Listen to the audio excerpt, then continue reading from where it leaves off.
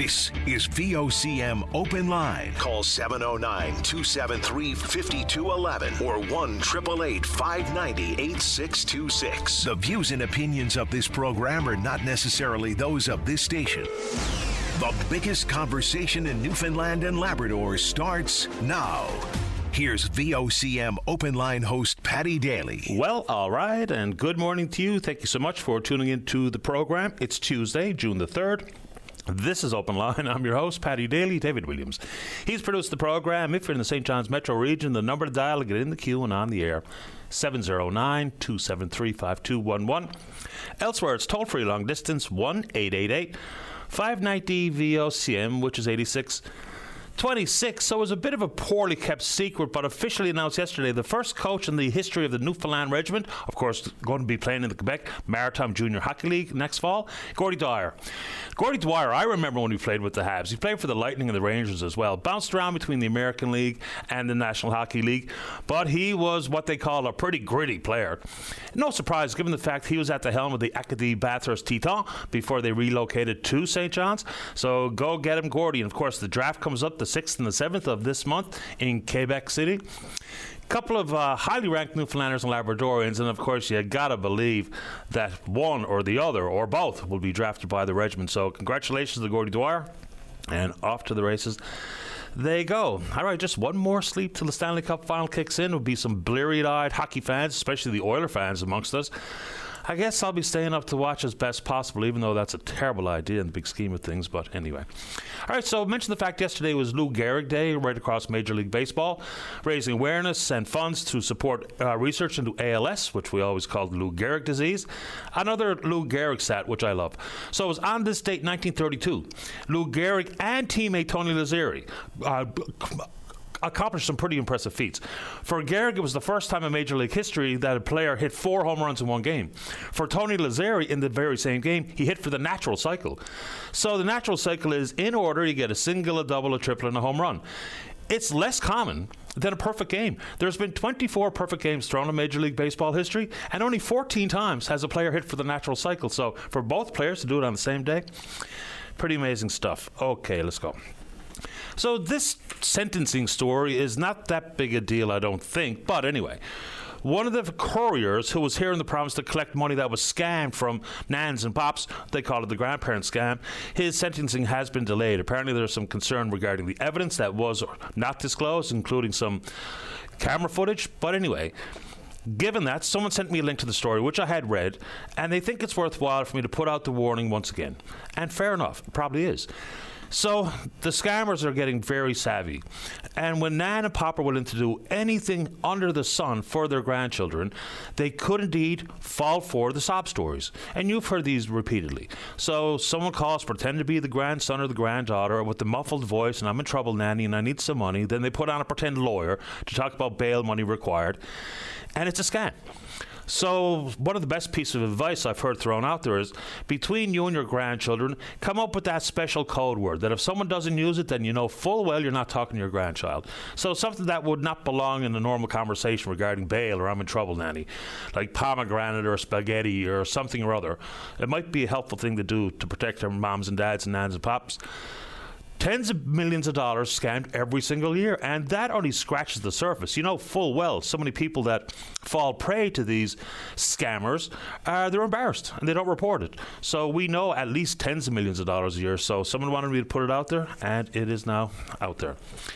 Get lots of emails and questions. When the government first announced the free of charge for the shingles vaccine, you know, people wondered why it was such a narrow group of people. It cost about $1 million a year for the first announcement. Now, as of today, the shingles vaccine for 65 and older are available. Also, between the ages of 50 and 64, if you're immunocompromised, you're also eligible for the vaccine. Come September the 1st, the provincial vaccination program will be expanded to all residents 50 plus. So 65 plus and 50 to 64 immunocompromised, the shingles vaccine is now, it's not free, but it's no cost to you when you go and get it. Okay. Since this story was brought to the airwaves, it has gotten huge traction in my email inbox. And this regarding the government's priority of people to be able to stay in their own homes for longer in life, to age in place, as they call it. And it's about the wage disparity. We know that it's already a very difficult job. And, some people unfortunately think a home care worker is simply a shoulder to cry on, some companionship through the course of the day, have a game of Parcheesi and tell a few stories. When we know it's way more than that. It's a very difficult job. You have to be built for it to do it properly. At this moment in time, $17.05 is the wage. The bigger story becomes when we know that there are folks out there working for the agencies, working for the public sector, and then there's the private sector home care workers. And the federal funding that came to pass that saw over the course of 5 years, wage for the agency workers to increase from $17.05 to $21.05 does not include the private agency workers. There's a lot of reasons why people would like to self-manage as a home care worker. Your own schedule, the flexibility between you and your client. You develop those relationships, which might not be the case and always available for the agency workers. And yes, we know, as we've told folks in the past, there are different types of requirements to work in the public agency. So mandatory first aid, medical clearance, tuberculin testing, reference checks, and certificate of conduct. But there are folks working in the private area that also have those qualifications. There is no good reason why this wage review will not conclude that if you have all the required certifications to work in the public system and you're getting paid by the same employer, then we have to pay those people who are self-managing the same money. It just makes sense. You cannot afford to lose home care support workers in this province. So people want me to put that out there. Out there it is. All right. Let's get into a bit of law enforcement for a second. Helen Conway-Ottenheimer, of course, the PC member for Harbour, Maine, and the Shadow Minister of Justice, is putting this back out there, and rightfully so. When the introduction of the Law Enforcement Oversight Commission Act was brought in 2024, one of the recommendations and one of the priorities, so said government, was to establish what has been recommended long and far and wide is civilian oversight. It's a really good idea. We're one of the only provinces in the country that does not have an independent oversight body to talk about policing priorities, to talk about community policing, and importantly for most, is a place for formal complaints to be lodged and for that independent body to be responsible for understanding the complaint and maybe doing something about it. Because unless it becomes so serious that ends up in the hand of the Serious Incident Response Team, people wonder whether or not any complaints lodged are taken seriously. So I think it'd be good for police. I think it'd be good for the general public, given the fact the most recent survey said clearly 73% of residents say they feel less safe today than they did 5 years ago. 67% identified drug trafficking as a major issue. So that's a police operational story, but I think civilian oversight is something we really have to force government to create, because I do think it's good for all sides, police included. And then this story, which I've never given it much thought, but apparently we should. And this is about 911 dispatchers, specifically dispatching for the RCMP. So apparently, they operate some 17 of these operational communication centres across the country. Every single one is short-staffed. And then, of course, when you're short-staffed, the concept of being burnt out and stressed out obviously is heightened. So the RCMP say that not only puts civilians at heightened risk, but also their officers. A further complicated portion of this story is these dispatchers are not considered first responders, so consequently they're not eligible, or they don't have the same supports available to them, whether it be with mental health supports and therapy or counseling or what have you. But then they talk about some of the very serious incidents that might come to bear. Acts of terrorism, natural disasters, mass casualty events like we saw in Nova Scotia there a few years ago. And that, of course, would be the worst case scenario events. And it just reminds me that when we talked about the survey of feeling less safe than 5 years ago, and I think fairly commented on by Minister Haggie, is the media plays a role here. We do. So in addition to the media, unfortunately sometimes, if not a lot of the time, are very sensational when it comes to crime. If it bleeds, it leads. And I understand why that is. It draws the eyeballs, it gets the clicks and those types of things, but I do think we have to be careful. We can't play a role in scaring the you-know-what into the general public, sometimes unnecessarily so. When crime is happening and the court dockets reflect it, we need to report it, of course. Minister Haggie went on to say that the government and law enforcement have to probably do a better job communicating the actual crime numbers, so that the reality on the ground is what's reflected in public discourse and by the media, because we do play a role, no doubt about it. So those two stories are up for your attention here today. All right. Let's get into energy. So the Energy NL conference is ongoing. There's going to be a keen focus on the Upper Churchill Memorandum of Understanding, but first, let's talk about natural gas.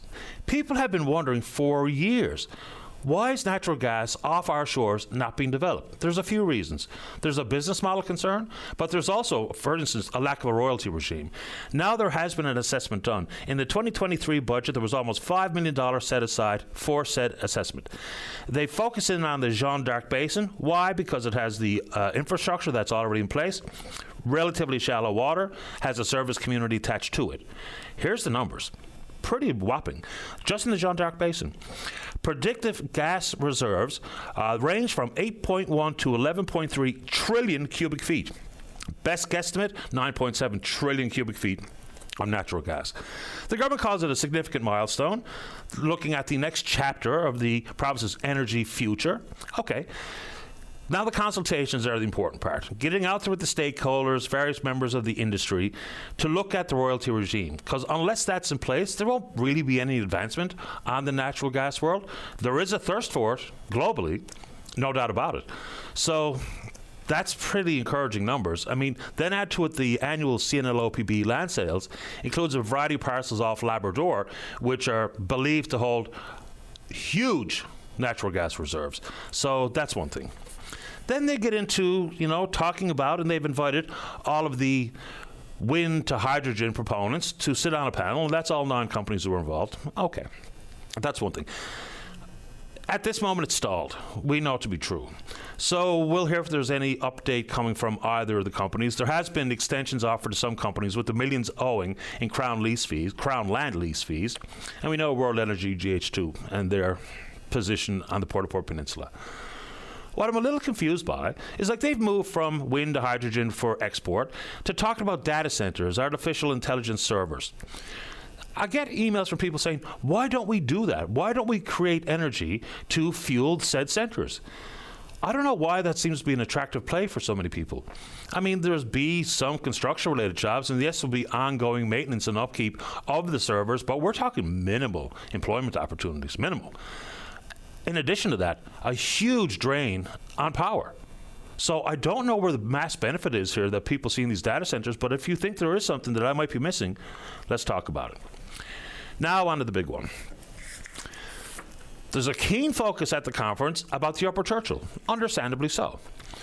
We know that yesterday in Saskatoon, the Prime Minister met with First Ministers, so premiers and territorial leaders, for the old elevator pitch about projects that are ready to roll and the government, prioritizing what will get support and assistance. We can talk about regulatory regimes and industrial carbon tax and clean fuel regulations, whatever you want to talk about.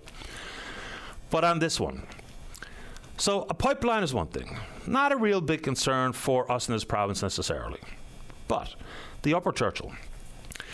Yesterday, I didn't know what was going to be presented at that meeting. I would have no way of knowing. But we did talk about the fact that Muskrat, at the onset, was described as a nation-building exercise in Canada's national best interest. Some of that sell package included the fact that power from Muskrat would be used to try to reduce Nova Scotia's reliance on coal and coke-fired generation. Right? That's what sold it. And no surprise, Premier Legault, one of the issues he broached with the First Ministers and the Prime Minister was the Upper Churchill, the transmission projects, and the potential for Gull Island. Talking about it being in the national best interest. And apparently well received. So that changed the conversation here, I think. So we can include the ambitious concept of an energy corridor. Whether or not ever happens has to be considered. But federal government support. So the transmission in particular, so there's some 340 kilometers here in this project, in this province, in Labrador, that would be on the bill for Newfoundland Labrador Hydro, which is me and you. Quebec would be responsible for the transmission in their project, in their province. So federal support, what does that mean? We don't know if it's going to come to pass, but it might. The big debate here in the province is, A, did we get the best deal? Which I think boils back to an opinion. But B, is how much is Hydro-Quebec putting in versus how much they're getting out. We know they've said the quiet part out loud, that this was their least expensive option for additional capacity for Hydro-Quebec when compared to other alternatives. So that's what's going to make this a difficult political sell. Now, Because if the province of Quebec has their financial commitments reduced by federal government money offset, that will change the how much in versus how much out conversation. And I do think it affects the math. Premier Hogan says it's still a good project no matter how you slice it. Federal assistance would be great. But that does change the calculations. It does. Whether or not we like it. Now, I don't think it impacts things like, on average for the next 17 years, $1 billion in revenue. So 17 billion over the course between now and 41. And it's not $1 billion a year. It's on average. People talk about the fact that Hydro-Quebec has gone back to their province and said, we've got a great deal. Great deal. We're getting so much out. This is the least expensive option for us. Da, da, da, da, da, da. Same type of messaging brought here by then Premier Fury, Jennifer Williams. As a matter of fact, there's going to be a panel that includes Jennifer Williams, the CEO of Newfoundland Labrador Hydro, and Michael Sabia, who holds the same position with Hydro-Quebec. Does this require some sort of pause? Does this require the expansion of the mandate or terms of reference for the oversight 3-person panel? I think it probably does. Because of people in this province, whether or not you think it's a good deal or a bad deal, I'll leave it up to you. But if the deal becomes Hydro-Quebec is responsible for less money and still maintains all of the monies that they talk about coming back, whether it be $225 billion or $250 billion over the course of decades, it will change the conversation. And I'd be curious to hear what you think about that. All right, a couple of quickies before we get to you. Plenty of people looking at and wondering, and I guess these are people that may indeed see employment opportunities at Bull Arm. When the government was non-committal as to whether or not between Narl and DF Barnes, who are putting their best feet forward to try to become those who either lease or take over ownership and operations at Bull Arm, where are we? Good question. I don't know. We'll try to find out. Another couple of quick ones. So there was always going to be some concerns inside the rank and file of the Federal Liberal Caucus. Whether it be some of the seasoned parliamentarians that were overlooked when it came to cabinet promotions. And then even some of the folks, of which there were 4, that were in Prime Minister Carney's initial cabinet, but then dropped and don't get a cabinet role with no shenanigans, no scandal, nothing that the public knows about. They weren't included in his second edition of cabinet sworn in as he was after the election. So that's pretty natural stuff, right? Human nature comes to pass. I'm sure there's some level of embarrassment when you were a cabinet minister and now you're not. Why? Who knows? Then it's whether or not there are some disgruntled members, and there always will be. You know, even inside caucus, when solidarity is the key for political parties, it's like herding cats. You know it is. But the Liberals, if they do indeed have disgruntled members, then they it's a bit of a self-inflicted wound. They could have and should have voted in to adopt the Reform Act, which said if 20% of caucus are questioning leadership, it triggers a leadership vote. You know, it's that type of protection. It's exactly how Aaron O'Toole lost his leadership position with the Conservative Party of Canada. Holding your own party to account is pretty important. It's not as important as us holding you to account, but if there's disgruntled members, and they're talking about some 3 senior members of caucus either resigning or sitting as independents or something or other. And of course, remember, they're just, 3 seats short of majority government, currently at 169, so that one. And this one here, this is not great, it's not helpful, and it's corrosive to say the very least. And this is a fundraising call that went out from the Conservative Party of Canada, one of their supporters, trying to raise money. Natural, that's what they do. But in this case, questioning the veracity of the election results. This is nonsense. This is pure and utter nonsense. What makes it even more stupid is that it was talking about vague references to very close ones, whether it be in Terranova, the Peninsulas, and an Ontario riding called Windsor-Tecumseh Lakeshore. Both of which, after a judicial recount, which is automatically triggered when the vote is less than 0.1% of the total number of votes cast. So the recounts happened, the scrutineers were there, the CPC won both seats. They actually won another judicial recount result yesterday. So they're planting that seed of don't trust the election results.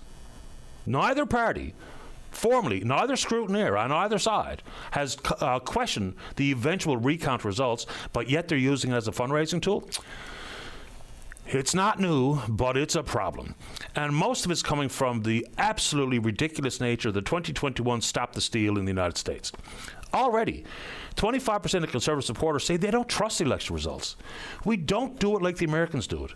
We have paper ballots. Now, people need to understand how to properly mark their X and to put it inside the circle that's available alongside your preferred candidate's name. But this is going to be bad for everybody. If more and more people do not trust the results of the election, that's going to be problematic for what we call our democracy. You know, you talk about division and the lack of unity, which hopefully we can get back on track here. This stuff is untoward, it's not helpful, it's corrosive, and most of it's based on absolutely nothing. So, you know, look, the Conservatives won those seats. It's remarkable to me how they're using that as some sort of ammo. You won.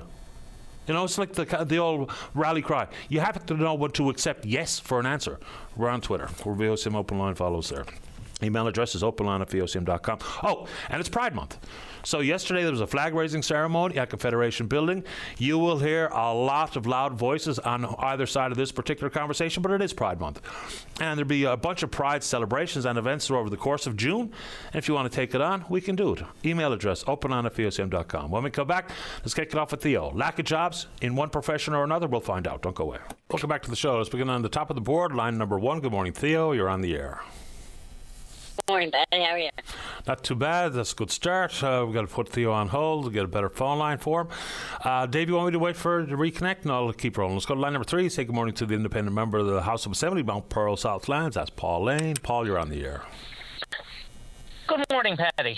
How are you this morning? I'll be better once we clear up the phone line. So let's see if we can't get that done. So I'll put Paul on hold, see if we can't get that organised here this morning. So I believe Paul wants to talk about the recreational food fishery.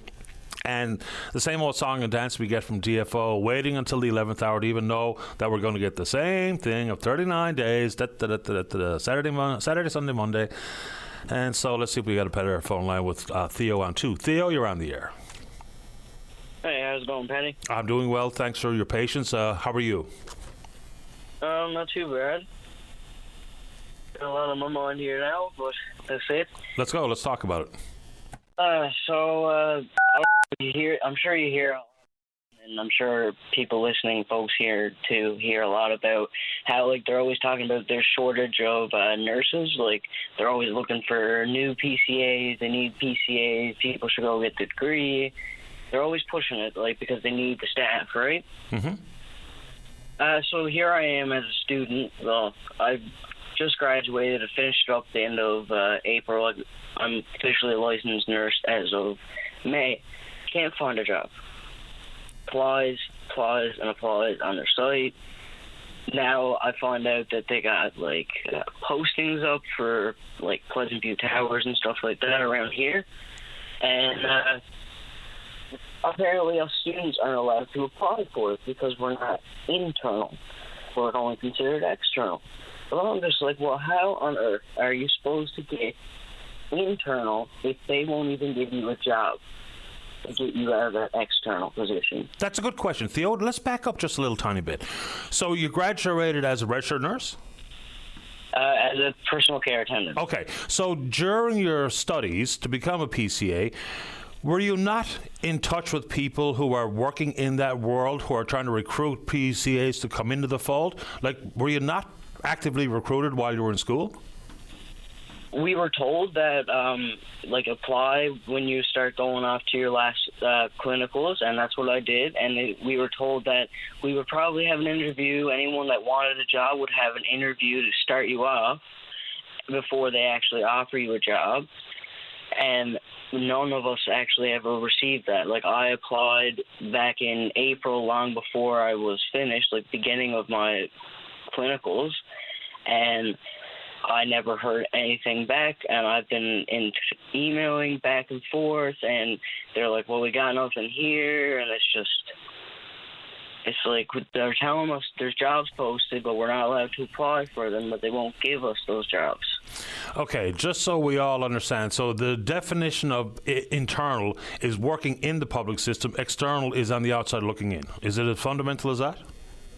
Yeah, so like from my understanding, from what I can understand of it, is that like people that have already been working in with NL Health Services are considered internal. Anyone who hasn't been hired on is still considered external. Yeah.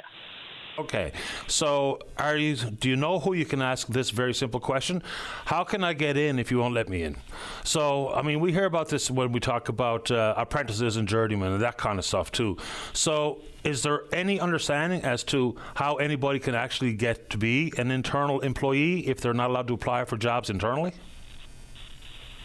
I've been in contact, like I keep getting told, keep reaching out to recruitment, and I've been back and forth with recruitment, and they just keep it's a whole shamble, and then they're like, well, email this person, and then you email, and then you can never get an email, you try to call, and you can never get a hold of anyone.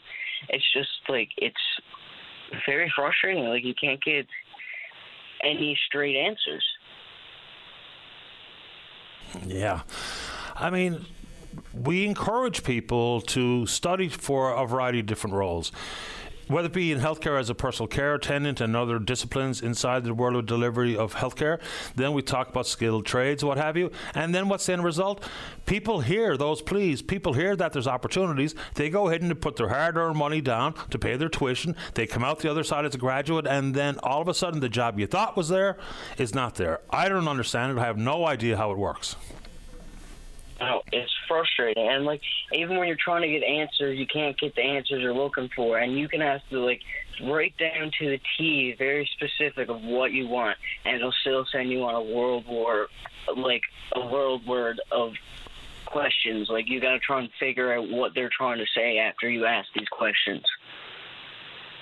Yeah. There's no simple, straightforward answer. There's not like, well, do this, or here, I'll call you and I'll help you, or you're on your own, we're trying to help you, but we're not really. Like, you email us, we can't give you a straight answer. We're just going to give you another bunch of emails to email and another bunch of questions. Who represent personal care attendants in this province? Is it NAPE? NAPE, yeah. Why don't you try NAPE?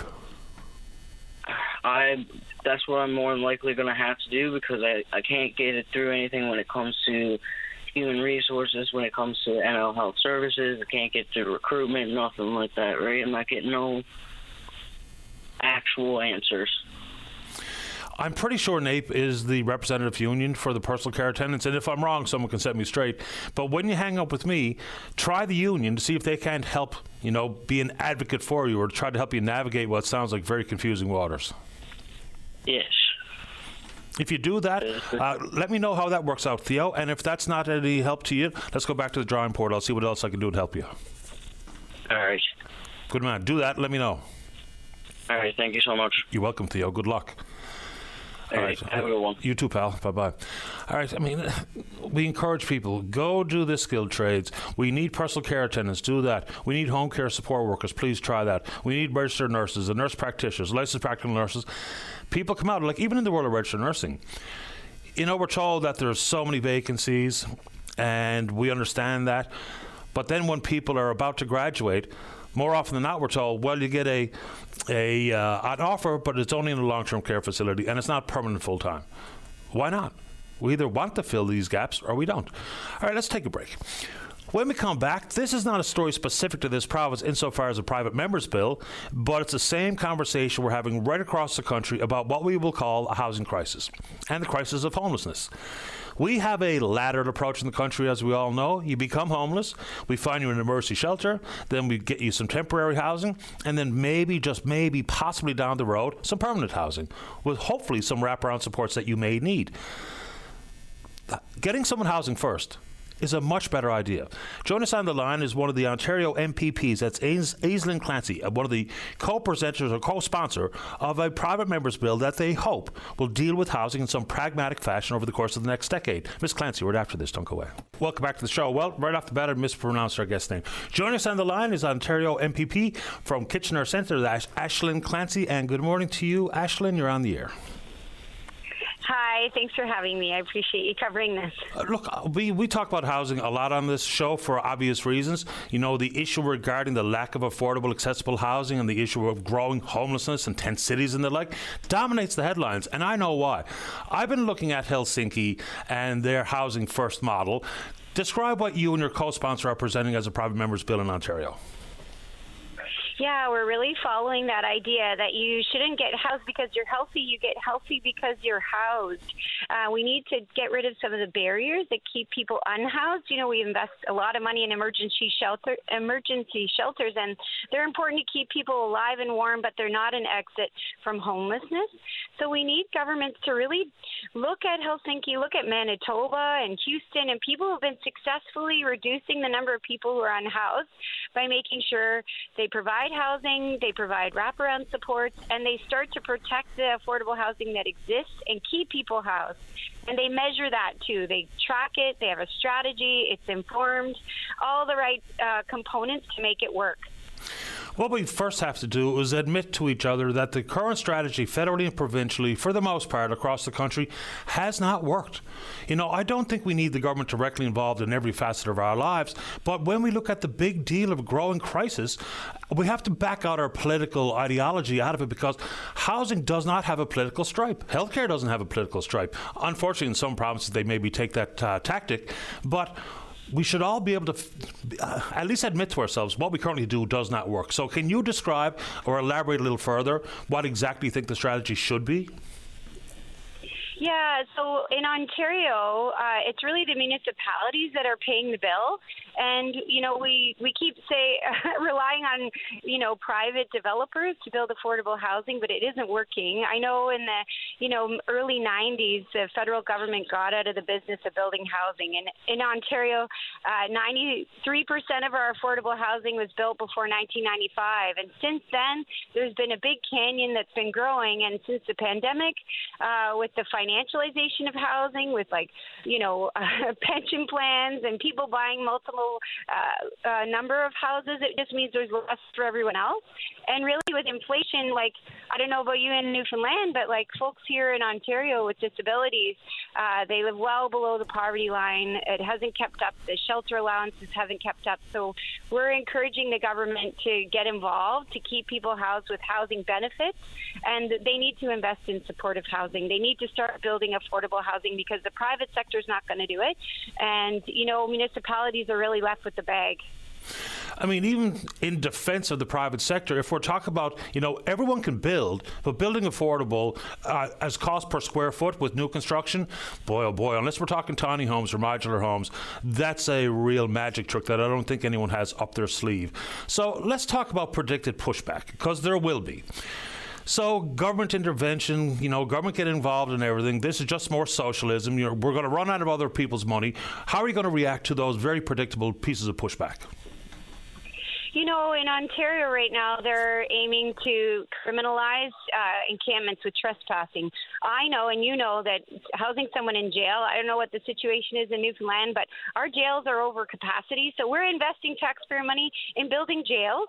And we know that that costs $130,000 a year to house someone in jail. And it has no positive outcome. You know, somebody gets spat back out onto the street, back into homelessness, back into poverty, or whatever they're dealing with. We know that it's cheaper and more compassionate to keep people housed and give them the supports they need to be healthy, and it's more costly and inhumane, if you ask me, to address this issue by putting people in jail. Or it's affecting our economy in our downtowns and really families by not having this as a central issue. You know, we have seniors who've worked their whole lives, and now because pensions don't keep up, they can't afford rent anymore. We need some balance. We need an ability for people to kind of budget, and we know that housing is the solution to homelessness, and the cost of not doing anything on our healthcare system and our frontline workers doctors, fire staff, paramedics, jails, you name it, is exorbitant. So we need to take that into account. Yeah, and then you wonder how provincial governments can work with municipalities, because they do indeed hold a lot of the cards, whether it be with zoning laws and development fees and those types of things. So there's going to have to be a renewed relationship between the two entities. You mentioned criminal justice. I mean, I'll add to this. As a newcomer to the show, you'll hear this for the first time, but I say it all the time. You know, healthcare. There's a report that came from the University Teaching Hospital in Toronto that looked at 1,000 admissions. 500 were housed, 500 were homeless. The end result, those who were homeless with their underlying chronic conditions stayed in hospital twice as long, consequently costing twice as much. The two most expensive things in this country are a night in the hospital or a night in prison. To try to deal with that is probably a very good idea. So for the most conservative-minded amongst us, and for those who talk about the bottom line and how government spends money, to spend less and to do societally and morally better, and maybe reduce some crime and keep families together, I think we just have to admit, once again, we're not on the right track, and this might be the answer. Well, and I don't know about Newfoundland, but our emergency rooms are drowning. You know, we're not building hospitals fast enough. We have a aging population. We had a hospital in Toronto that noticed that 40 people who are struggling with complex mental health and homelessness had accounted for 2,000 emergency room visits. So the hospital built supportive housing to alleviate the pressure on their emergency rooms. You know, we got to do the math and see what's really going on, because we need to alleviate pressure on the whole system. Last one. Do you have a prescribed number of units over the course of a decade that you're talking about building? And with that, do you have the associated math of forecasted savings? I don't have all the numbers. The Association of Municipalities of Ontario. So again, municipalities are the one collecting the data. The municipalities are putting forward a strategy that's based in evidence and numbers. I mean, we have 81,000 people homeless in Ontario. I think for supportive housing, there's a guess that we need, about 20,000. But we need, in Ontario, we need rent controls and some supports in place to make sure people aren't unhoused. Our numbers have gone up astronomically. In my region of Waterloo, we've had a doubling of homelessness in 2 years. So, unless we get a handle on people losing their house, we won't get ahead of that either. So it's a bit of a mix. It's a bit of a mix of supportive housing. The numbers that were put forward by Scotiabank, here we are with Scotiabank telling us what to do. 250,000 deeply affordable non-market co-op housing is what's projected to be needed in Ontario. Remarkable. Last one, I'll let you go, Aislinn. And once again, we'll just deal with some predicted pushback. Is that the assertion will be folks who are homeless, whether it be for whatever reason under the sun, and whether it be mental health issues and or addiction issues, and we do see this sometimes, in fairness, in emergency shelters, some damage and some violence and drug use and stuff, and we also see this in Newfoundland and Labrador Housing Corporation units. Would you also include the accountability of those we're trying to house for all the good reasons, insofar as, a shared ownership concept where, inspections and behavior and the way you deal with housing that's provided comes with some caveats and comes with some personal responsibility? Are you including that, or have you considered that in your private member's bill? Because that could go a little bit further down the road to give the taxpaying public some assurance that, we're doing it for the right reasons, but we're going to make sure that it's also shared responsibility. I think it's a balance, because you can't, there's some folks who are not ready, and that's why mandatory treatment doesn't work. You need people, like in Ontario, we've had our addiction services wait times explode from just over a month to 10 months. So we need people to be able to get the help they need when they want it, but we also need to be sure that we do have some ability for landlords to set some boundaries.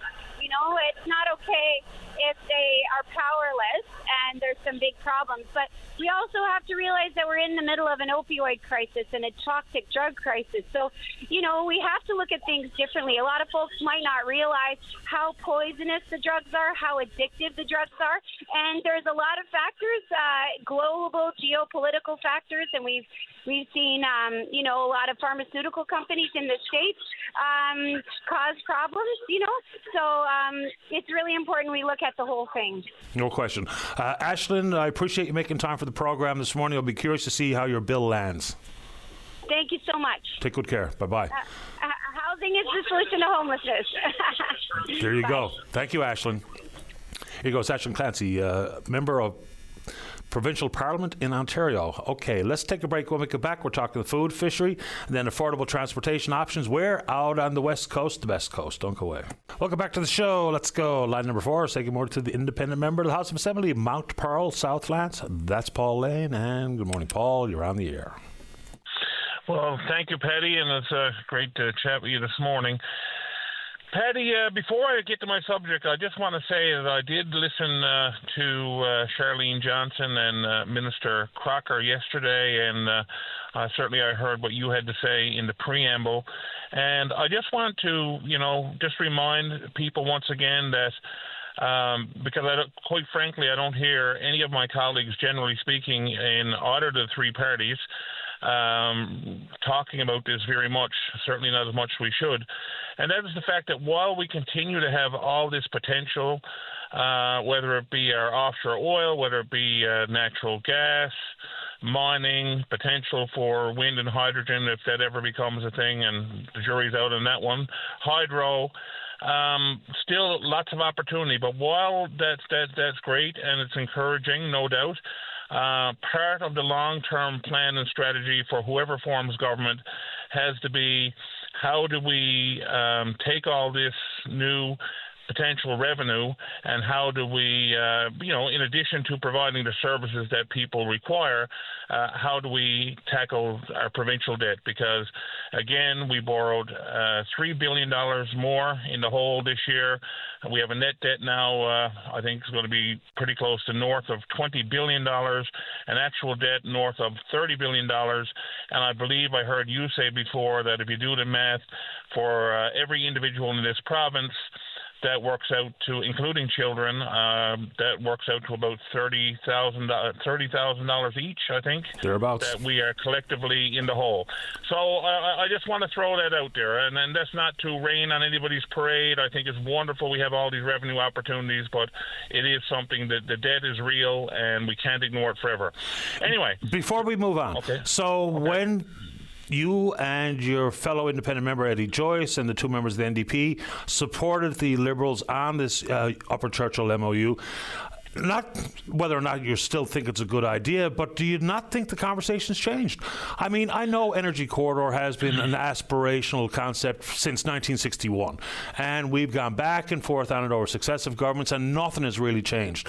But I do think that with the feds possibly going to financially assist the Upper Churchill business, whether it be expansion at the Upper Churchill and or transmission projects and or Gull, does that not change the actual fiscal realities of this deal? I believe it absolutely does change the deal, and I believe it's something that needs to be considered as part of any negotiation. And I also just want to clarify that I voted for the MOU, myself and Eddie voted for the MOU in the House Assembly, not necessarily in support of the MOU as it is, but simply because the MOU had already been signed before we even went into the House Assembly. So this was nothing more than symbolic at best anyway, and we did so in order to get some additional oversight. So I said at the time when I spoke in the House, and I will maintain that the jury is still out as far as I'm concerned in terms of any definitive agreements and whether I would or I would not support that in the future. So I did just want to clarify that. But yes, I think the water has definitely changed on the beams, and I do appreciate what Tony Wakeham has said. Whether it needs to be a full-out pause or whatever the case might be, I guess that's debatable, but we certainly need to consider this change. We need to consider what would happen if there ever was a national energy corridor, because that would, in my opinion, change the conversation as well. So this is far from a done deal. We shouldn't rush into it, and we'll see what happens. I haven't made up my mind at this point whether I'll support it or not. It depends on what comes out of all those discussions. Yeah, Anyway. I mean, even if it's as fundamental as, the mandate or the terms of reference for the 3-person oversight committee, even if it includes consideration of and what it might mean for the deals, the definitive agreements, of which there might be 10 or 12, whether it be energy corridor and or federal assistance in this particular plan. So it doesn't mean you got to derail or shut it down or whatever, but we have to include it, because to not include scenarios that are going to change the finances, I don't know why we don't. I mean, anyway, I'll leave it at that. It would be totally irresponsible to not include it. So I agree with you, and I agree with Tony on that point. But it doesn't mean that we have to just scrap everything in order to do it. I think we can just consider it as part of the conversation, but the conversation definitely has changed, in my opinion. Anyway, Paddy, the reason why I guess the real purpose for my call this morning was it had to do with the recreational cod fishery, and I just want to say, when you talk about how any individual citizen in this province, how they can have an impact, everyone's voice is important, and how one person can have an impact, I just want to tip my hat to Barry Fordham. And, Barry has been such a great advocate, not just for, recreational food fishery, but, for hunting and just the whole idea of, I guess, our culture when it comes to the outdoors. And of course that great initiative, the Food First initiative, and so on. And this is a guy, who obviously he's very passionate. He cares deeply for these issues, and I really do believe he's made a difference. And I did listen to him last week talking about the recreational food fishery, and he makes a very valid point. Before there was a moratorium with our northern cod, before that happened, there was a time in this province when anybody could go out whenever they felt like, basically, and catch a meal of fish. And of course, since the moratorium, and I guess after the moratorium, we got to a point now with this recreational food fishery. And I agree with Barry that I think, given the fact that supposedly the cod have returned to a point now that we have a commercial fishery, we're also now letting the offshore partake in this fishery, and that will include some foreign vessels and so on, that the time has come, I think, to really review this policy on the recreational or food fishery, whatever you want to call it, in terms of, because right now, as you know, we never know when it's going to happen. We never quite know exactly when we're going to hear this announcement of the dates and the days and everything that we're going to be given. A lot of people want to partake in this, and they want to plan their holidays around it, whether people who are coming here or, expatriates or whatever, or whether it's people who actually live here. Because of the way it's currently structured, people are, because you only have a set couple of days a week, whatever, that you can go out, that then people are taking chances sometimes going out on days when the weather is not preferable for going out and so on, which because of the safety hazard. So, and then in Nova Scotia, of course, they don't have to deal with that. Somehow they're treated differently than we are. So I think, we have a new fisheries minister in Miss Thompson. She represents, or she's supposed to represent, this province. And this is a great opportunity now for her as a Newfoundlander to review this and hopefully make some positive change so that, so that certainly when the fishing season comes upon us, that as a Newfoundlander, I can go out aboard my boat if I want, and on any day of the week, and get a few fish. And given the fact that we're two with the stocks now, I really don't think that's an unreasonable request. It makes all the sense in the world. This is a common property resource. It belongs to us all. It does not belong just to the commercial fishery. It certainly doesn't just belong to Ottawa to give out in terms of foreign vessels and so on. It was our fish that we brought into Confederation, and we should all be able to avail of it. So my hat's off to Barry, and I certainly support what he's doing, and I'd like to see other people support him as well. Appreciate the time, Paul. Thank you. Thank you, Paddy. All the very best. Have a great day. You too. Bye-bye. All right, there we go. We'll save the two in the queue. John, you're going to kick off the next hour, talk about affordable transportation or the lack thereof out in Corner Brook. Don't go away. Welcome back. Let's go to line number 2. Good morning, John. You're on the air. Yes, Paddy, thanks for talking to me. No problem at all. I called before about this. In the Cornerbrook area, there's no transportation for us people in wheelchairs.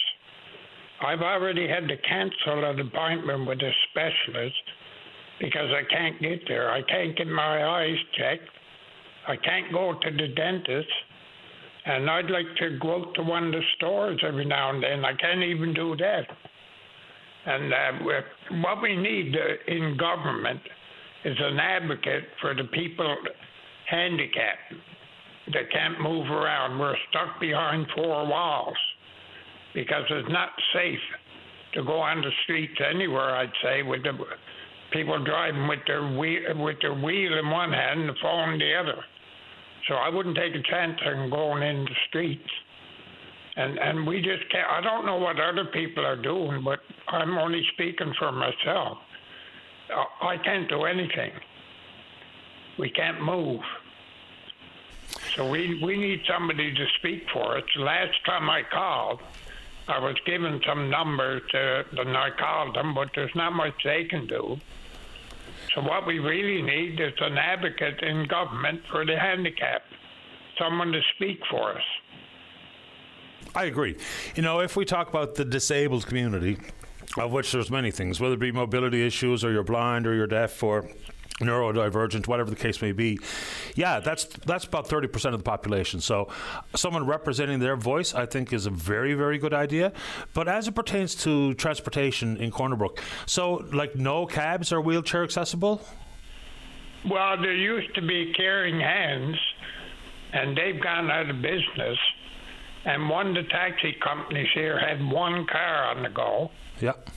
But that was a bit iffy because you might get to your doctor's appointment, but that taxi could be anywhere when it's time to come back home. So, you know, it's a bit risky to go. So I don't know. We need something here that where they get enough that they can accommodate us. Yeah, because, I mean, we have that feature of public transportation here in St. John's. The Go Bus is exactly for that reason.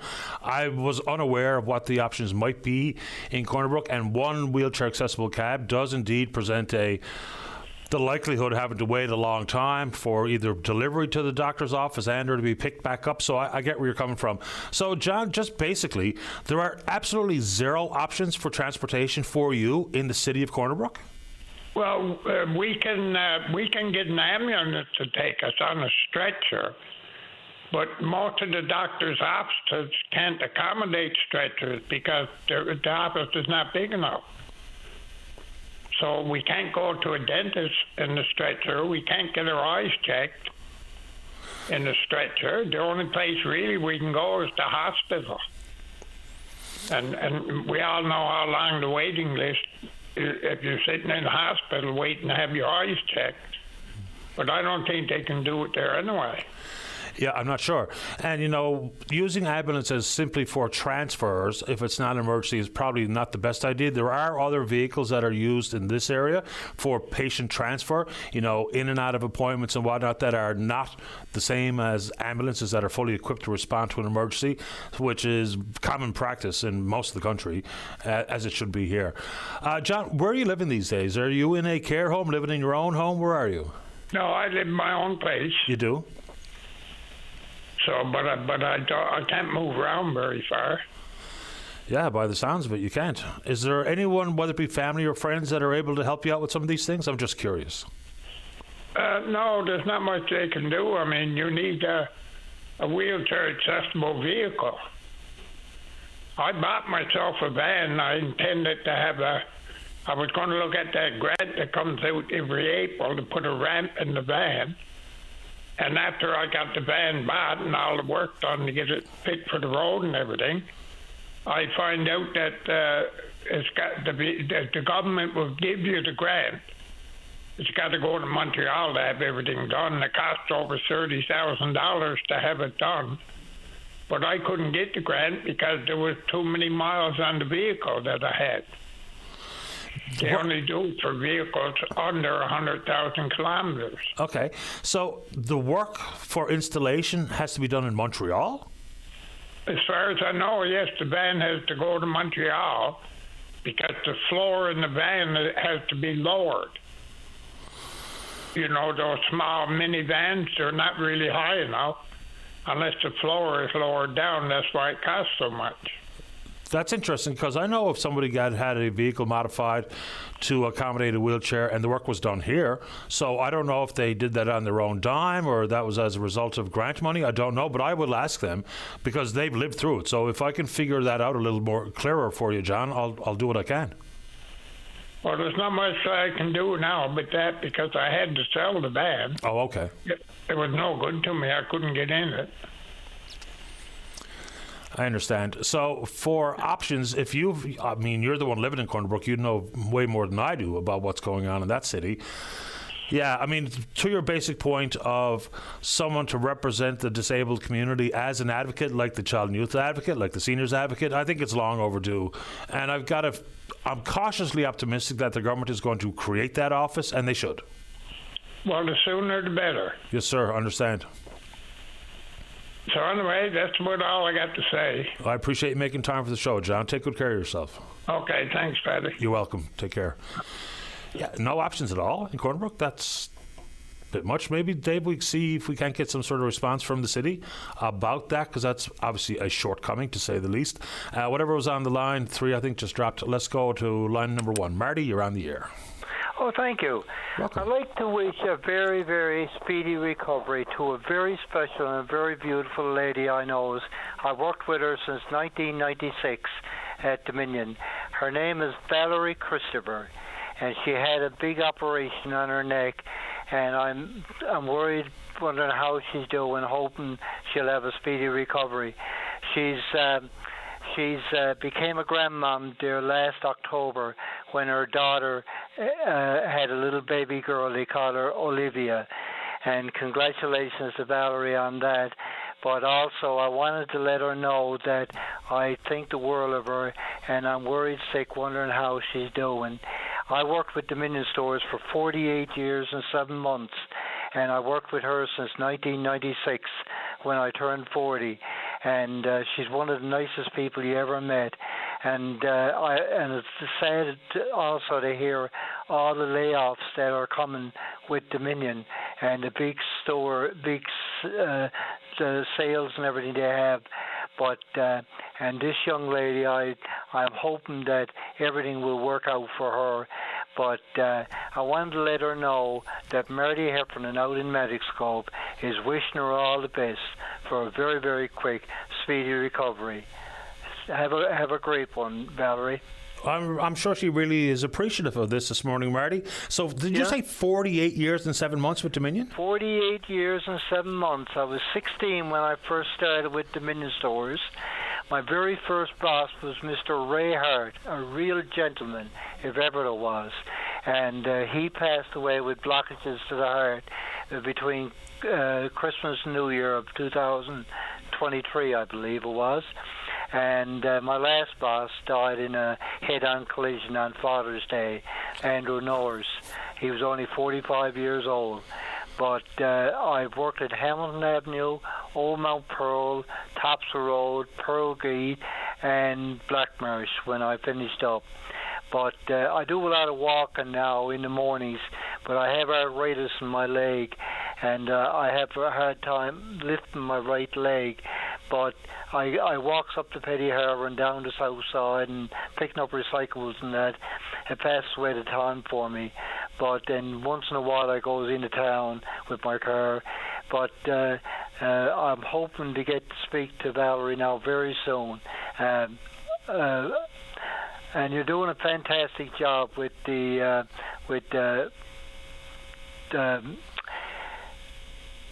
show you have on every day, the open line. I listen to it every day. Marty, I really appreciate you tuning into the show. I thank you for your call, and I'll pass along my best wishes to Valerie, hoping for a speedy recovery as well to the new grandmother. Yeah, she's only 50 years old, and she was here in 2023, and I felt like I was in heaven. She's one of the sweetest people you ever met. She's only about 5 foot tall. She loves the Macarena, and she loves Budweiser beer. And all the best to you, Valerie, from your old friend Marty. That's fantastic, Marty. Thank you very much, sir. Be well. You're welcome. Bye-bye. Bye-bye. There you go. There's a combination made in heaven.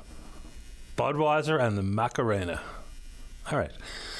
Let's see here. Let's take a break. When we come back, we'll say good morning to Patrice Gordon. She's with Childcare Now, Newfoundland and Labrador, to talk about the new Health Human Resources Plan report that just came out last week, and then we're speaking with you. Don't go away. Welcome back to the show. Let's go to line number 2. Say good morning to Patrice Gordon with Childcare Now NL. Good morning, Patrice. You're on the air. Hi. Good morning, Paddy. How are you? I'm very well. Thanks for asking. How about you? I'm good, thanks. Great. Eager to talk about this childcare. Yeah, let's dig into it. I mean, the document itself is, like 550 pages. A lot of focus into healthcare professionals, but let's talk about what the childcare recommendations look like. The recommendations that Deloitte have made, they include recommendations for international recruitment and retention specifically. And what they have said, or what they have asked for, is that the government thinks about how childcare will increase recruitment and influence retention. If these LPNs don't have childcare, they really can't go out to work. And this is the point that Childcare Now has been trying to make for the longest time. They're trying to increase spaces, and that's good. But we don't think that it is being done in an efficient manner. It can be done quicker, we think, and it needs to be done quicker.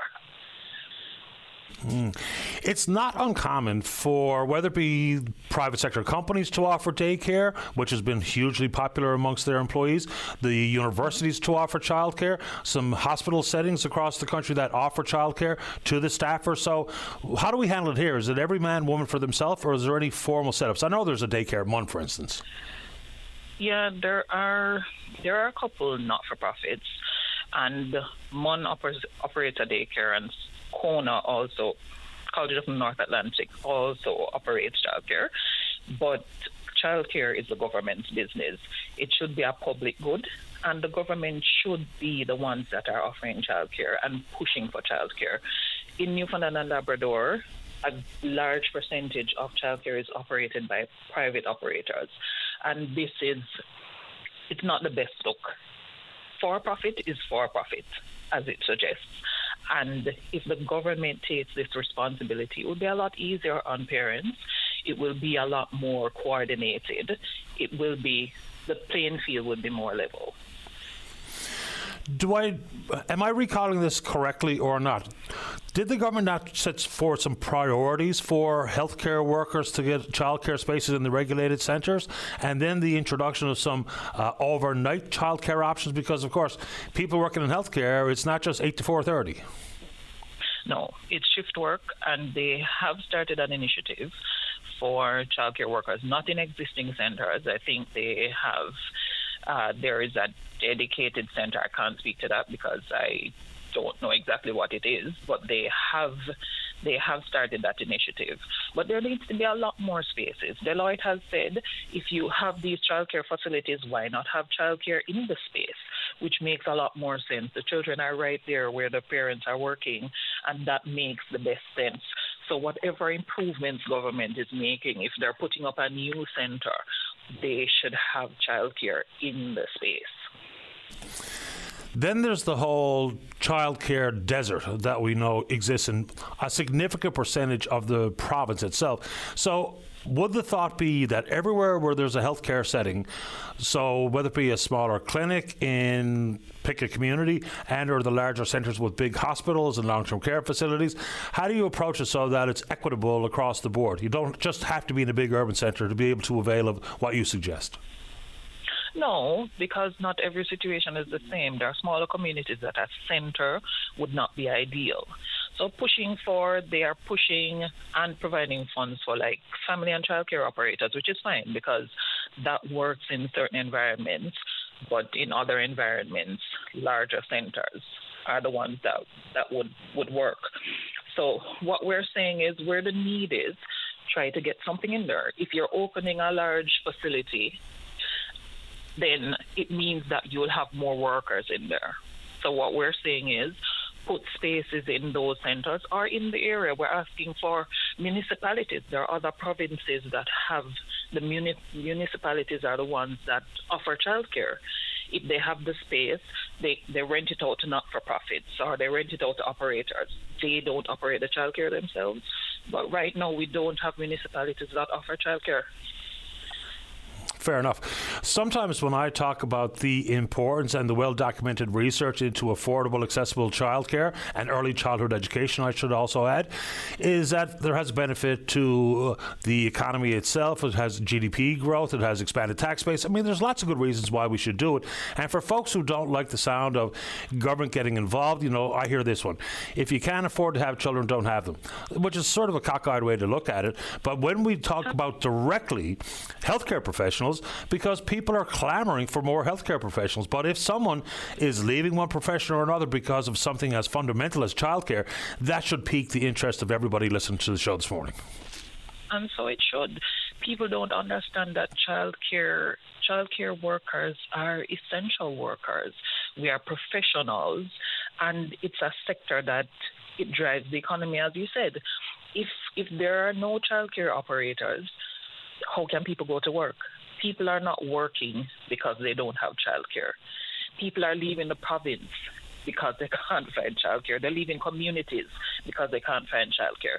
And that operator that has submitted his application in Stephenville since January and hasn't had his application approved, he has spoken about people leaving the community. These rural communities are suffering because there is no childcare, and nobody wants to stay in a community if they can't find childcare for their children.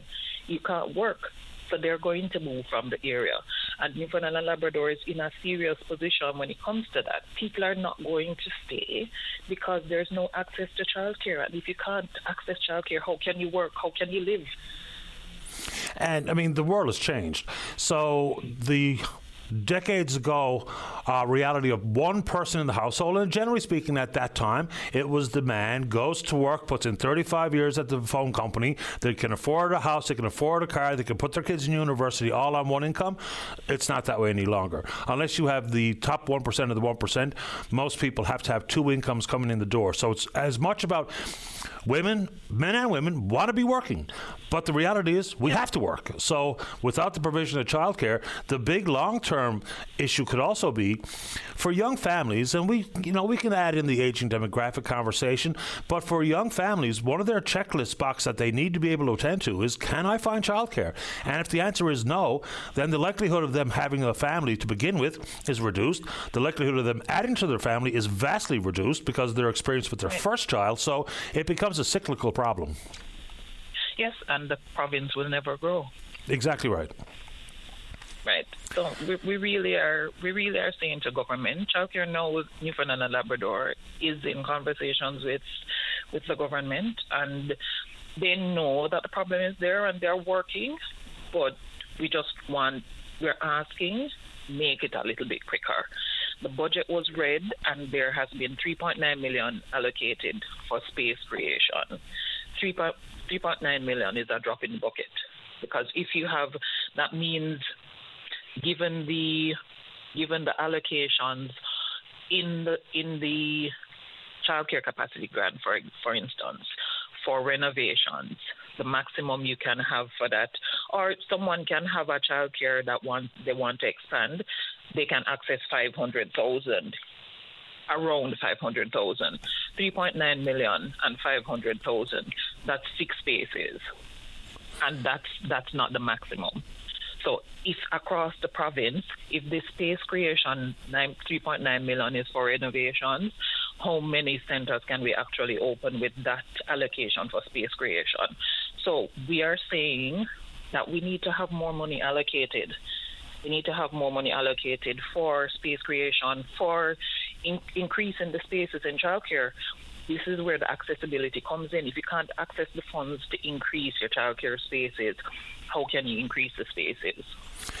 It's a very good question, and the short answer is you can't. Anything else this morning, Patrice, while we have you?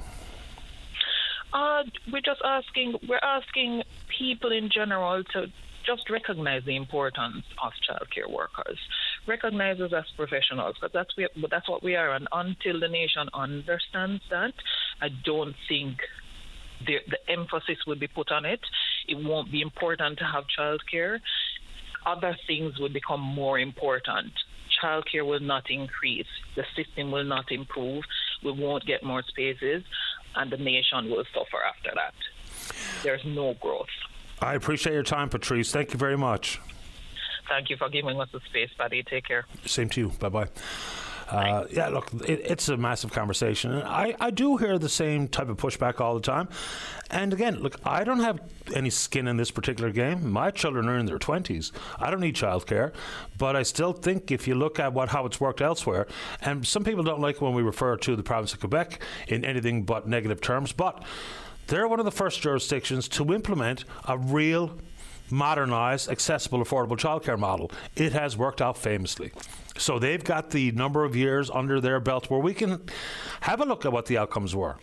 Because when it's something new, then of course outcomes can be unpredictable. But in Quebec, we have a model that we can study. So anyway, let's keep rolling here. Before we get to the break, let's get Michelle on one. Michelle, you're on the air. Hi, Patty. I'm just wondering now, I wanted to put out, I lost a key fob from my car back in February on Dominion parking lot on Black Marsh Road. And I have a keyless entry, so the car was running, but the key was on the seat and it must have fallen out of the vehicle. So I've been checking back and forth there, but they haven't picked it. Nobody's brought it back. So I just wanted to put it out over the air because maybe somebody has it and, it's no good to them, but it belongs to my new rig and I got to pay for a new one. And they are expensive. Are they ever? I know. Yeah. So I've been meaning to call you and put that out over the air. I can leave my phone number with Dave, if that's okay, if anybody is to call back, Will I read my number out over the air? No, that's fine. David has your number, so that's all taken care of. And like Michelle says, the fob is no good to you, so if you picked one up and you're wondering what to do with it, Michelle would love to have it back before she has to fork out hundreds of dollars for a new fob. Yeah, close to 1,000. Close to 1,000? Yeah, 700, somebody told me. Yikes. That's all I know. I've never had to purchase one, but it's a lease vehicle. Yeah, but I just wanted to let them know the tag that's on it says Eastern Hyundai, Clarenville. Okay? Yeah. So that's how I can identify. And there's also a sticker on the back of the fob that says CO7. That says what, sorry? It's a sticker on the back of the fob that says CO7. Okay. It's a green sticker. Okay, so that's all. I appreciate your time My pleasure. Being able to do this. Yeah. Okay, so David's got my home phone number, but I need to speak to him again, though, to give them my cell number. Okay, so I'll put you on hold and he'll take that number. Thank you, Patty. Have a nice day. You too, Michelle. Fingers crossed. There you go. Let's take a break. When we come back, Jimmy wants to respond to what Pauline had to say about something or other, maybe the Upper Churchill, maybe the food fishery. Who knows? We'll find out. Don't go away. Welcome back to the show. Let's go to line number 3. Jamie, you're on the air. Good morning, Patty. How's it going? Terrific this morning. Thank you. How about you? Pretty good.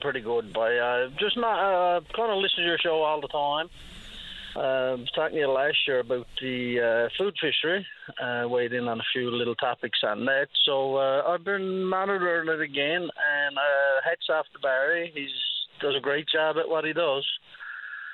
And Pauline as well, great advocate for the independents and average person. He's always speaking out. So, hats off to two of those guys. But just a little information there. When I do listen to Barry and other people talk about the food fishery, it kind of, in my mind, now this is just my opinion, it puts it out there like there's lots of fish in Newfoundland. That might be the case in certain areas, but I've attended a few stock assessments with DFO, and all the south coast of Newfoundland is in the critical zone for cod. We're trying to rebuild it. The commercial sector is trying to rebuild that stock of fish. We've taken major cuts in quota.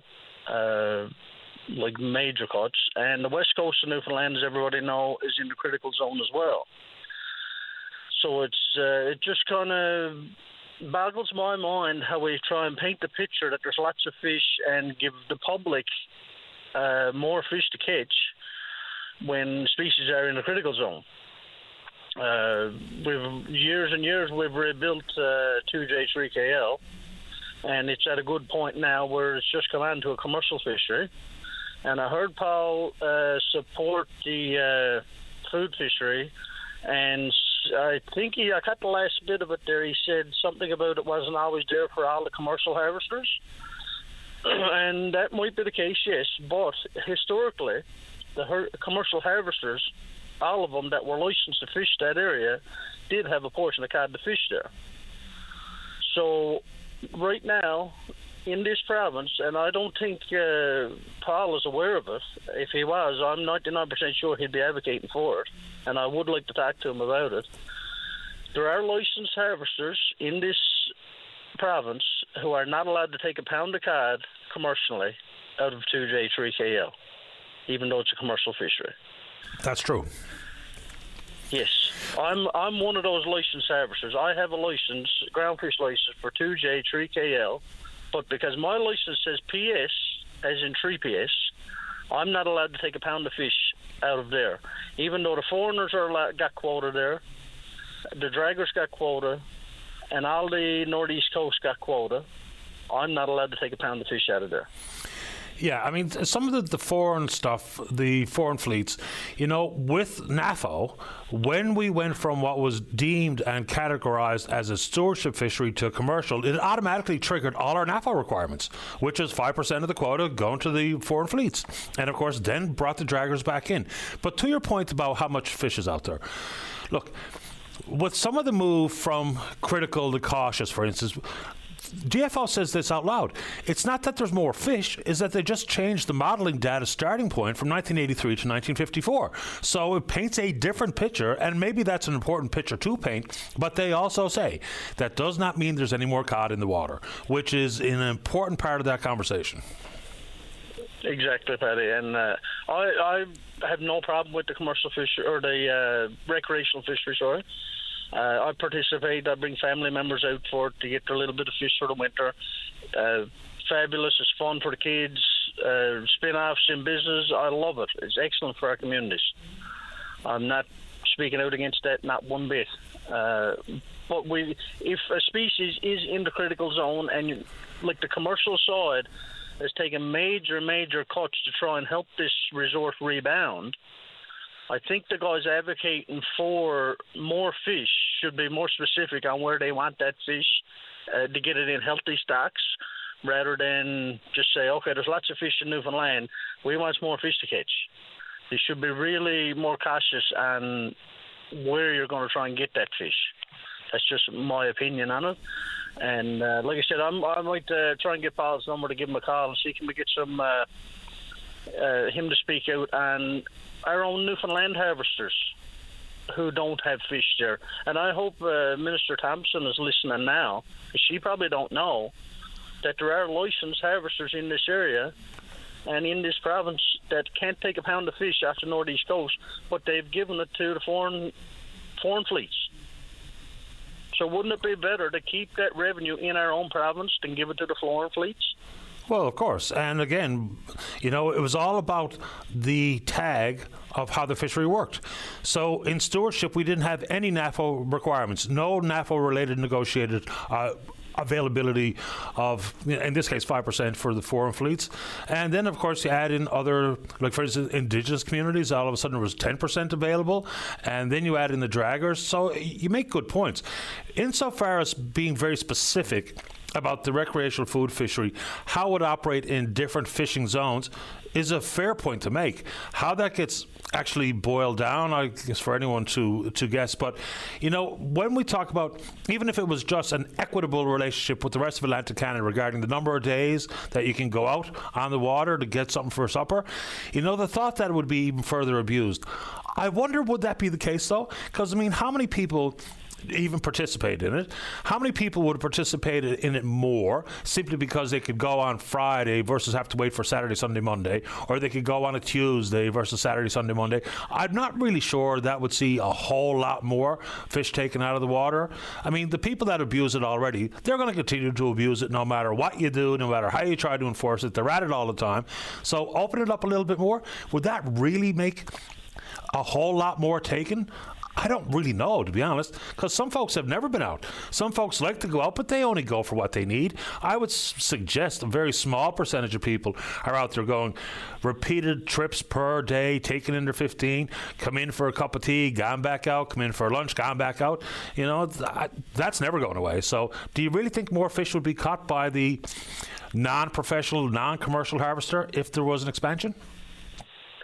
Well, I think there would be, yes, because just like anything, if you set a quota on something, the main goal is to capture that quota.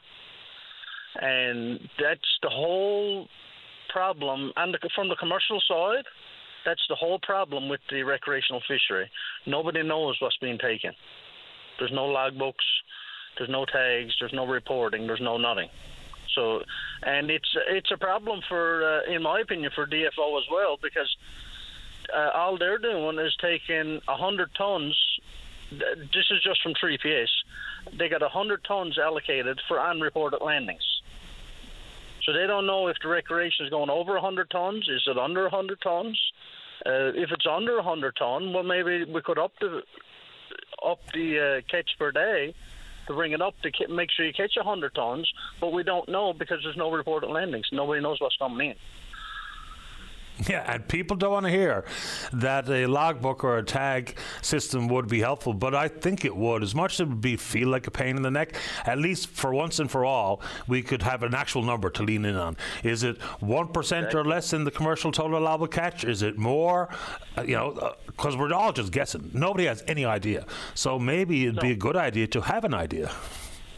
Oh, most definitely, and especially in the areas that are in the critical zone, we need to know exactly what's coming out, what our recruitment is.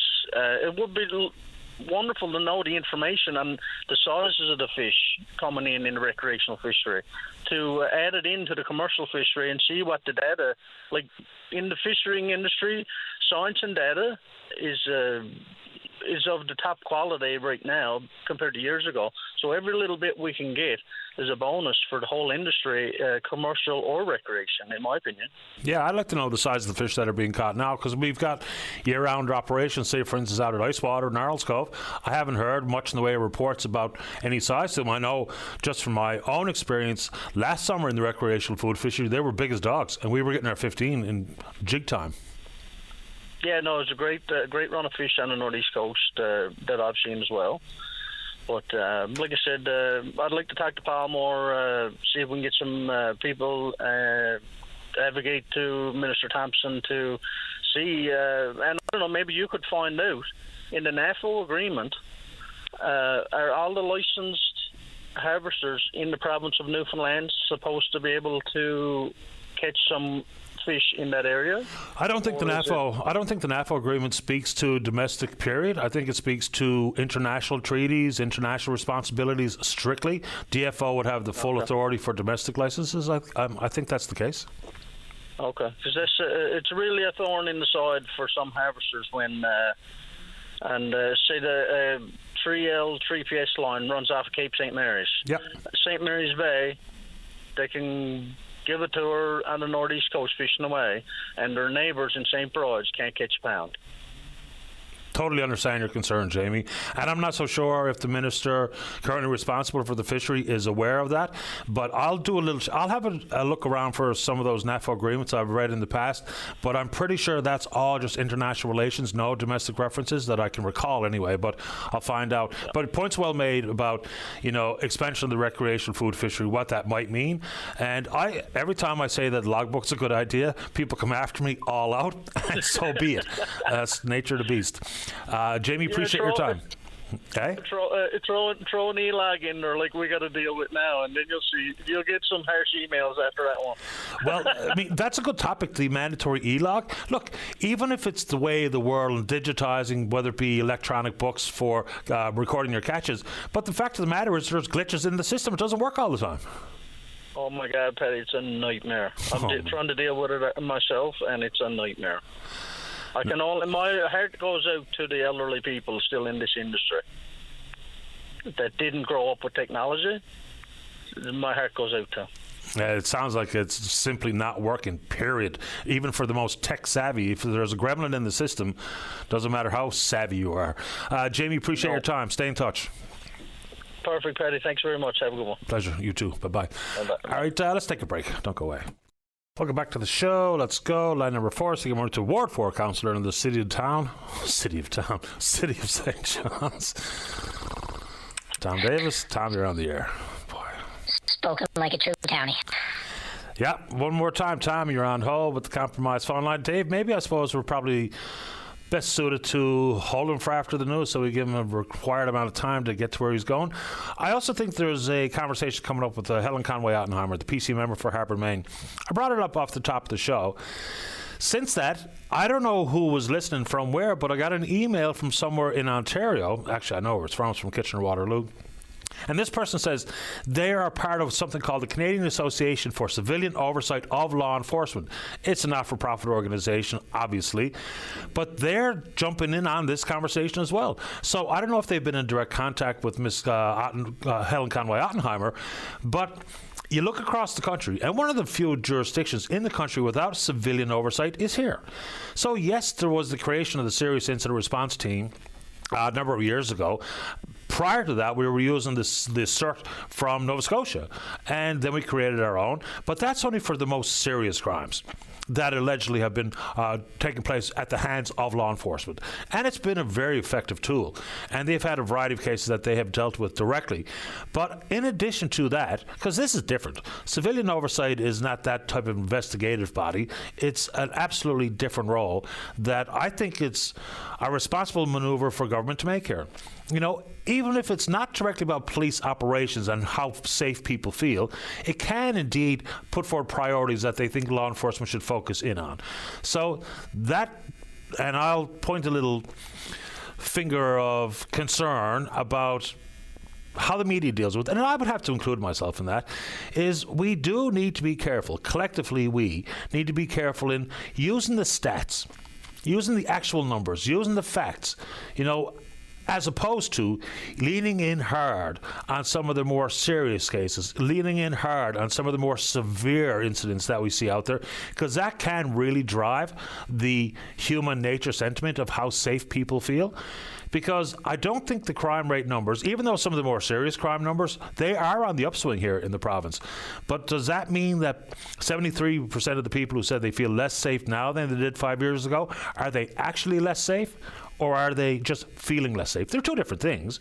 But the way we feel dominates our day-to-day activities, dominates our day-to-day thoughts.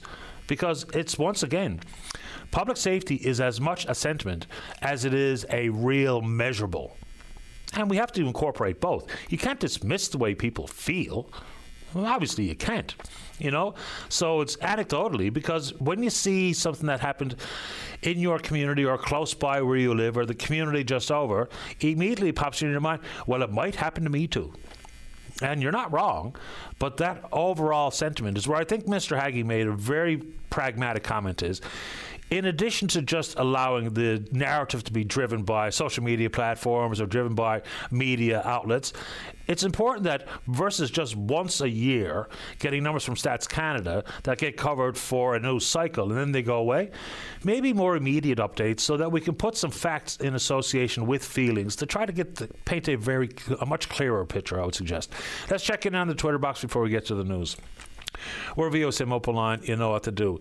I get plenty of feedback, especially in the private message world, about some of the big topics, including My thought that with the potential for an energy corridor, whether or not that ever happens remains to be seen, and the possibility for the federal government to provide financial assistance to the province of Quebec, and maybe us as well, about transmission projects associated with Gull Island and the Upper Churchill expansion. Does that indeed change how we should be looking at that particular memorandum of understanding on the track towards 10 or 12 definitive agreements? I think we can't help but include it. I mean, some of it's hypothetical, some of it's aspirational, but to ignore it, I think, is a problem when you're talking about a legally binding contract at some moment in the future, governing the next number of decades. I wouldn't know. What do you think? Let's take a break for the news. When we come back, we're speaking with you. Don't go away. You're listening to a rebroadcast of VOCM Open Line. Have your say by calling 709-273-5211 or 1-888-590-8626 and listen live weekday mornings at 9 a.m. Welcome back to the show. Let's go to line number 3 and see if we have a better phone line with Ward 4 Councillor here in St. John's, Tom Davis. Tom, you're on the air. Can you hear me now? I can. Excellent. Yeah, well, spoken like a true townie, your last one. Of course, most people probably didn't hear what you said, but that's okay. Yep. Listen, just hearing the news then and listen to a young child getting hit by a vehicle in one of our neighborhoods just brings home to roost what you and I have been speaking about on a pretty regular basis, the importance of slowing it down and not being distracted when driving. It's, our thoughts go out to the family, obviously, but also to the person who had to sit in their vehicle on the side of the road and have to contemplate could they have done something to prevent that accident. I'm going to steer clear of it for one reason. I have no earthly idea what happened. I have no idea. So all I know is that there's a kid dead, and that is tragic no matter how you slice it. I was heartbroken to hear it this morning. Yeah, I didn't hear that the child was dead. Well, that's what. Oh, okay. Well, a firefighter buddy of mine who was one of the first responders told me that this morning. So I think he might know, but maybe I should just relax and let the RNC confirm it with the media before I go too far. So I hope I didn't set anybody off there, and I apologize. Okay. No, I mean, again, I agree with you. It's just, defensive driving can make a little bit of difference. Even, children and animals and people are unpredictable. But just that, anyway, our thoughts go out to everybody involved in that, including the first responders who had to show up and deal with it too. So anyway, it's a tragedy. Hopefully, anyway. And along those same lines, and not to be like the doomed there, we lost, in my ward alone this past week, the last few days, we've lost a home on Blackwood Place to a fire, and then on Fox Avenue, 2 units. And of course, we don't know the details of what caused these fires, and I know that in one case there was a passerby in a vehicle who actually helped get the people out before first responders even responded. They didn't even know their house was on fire. So, just again, a caution for people to please try and be careful in your homes. I mean, obviously those people are now out. Fortunately, nobody was hurt, but those people are out of homes now, and as we know, we have a housing shortage as it is. So lots of words of caution there for people. As well, we still do have the fire ban in place. The fire, for people's reference, the fire chiefs make that decision. It's not a municipal decision. We find out the same way everybody else does in a press release, and we don't consult on it. But apparently today they'll be making their decision again whether they're going to extend it. But until tonight, with the fire ban on, there would be no open flame, with the exception of propane fireplaces and propane barbecues, so no charcoal barbecues and no open fires even in your backyard or obviously out in nature. We'll just move on to some more positive things, hopefully. Block parties, one thing we do approve. So if neighborhoods want to get together and have a block party, they can shut down their roads and stuff, and they make an application to the city for that, and there's a number of them coming up. I just had the benefit of reading the 3 grade 1 classes at Larkyle, and I'm going down to Rennie's River tomorrow to do it because it's Environment Week, June 1st and the 7th. And it was great to see all the little ones also doing their part, picking up garbage, and I'm hoping we start, hopefully that's contagious and they can spread up through the generations. Staff have asked me to talk about Neighborhood Connect, which is a new Healthy City initiative designed to bring residents together through inclusive, engaging, and family-friendly events. And the first one is on Saturday, June the 14th, from 10:30 to 12:30 a.m. to p.m. And it's going to be at Kelleysbrook Park, and there's going to be giant games and rec equipment. They're going to have adaptive equipment there that people can try.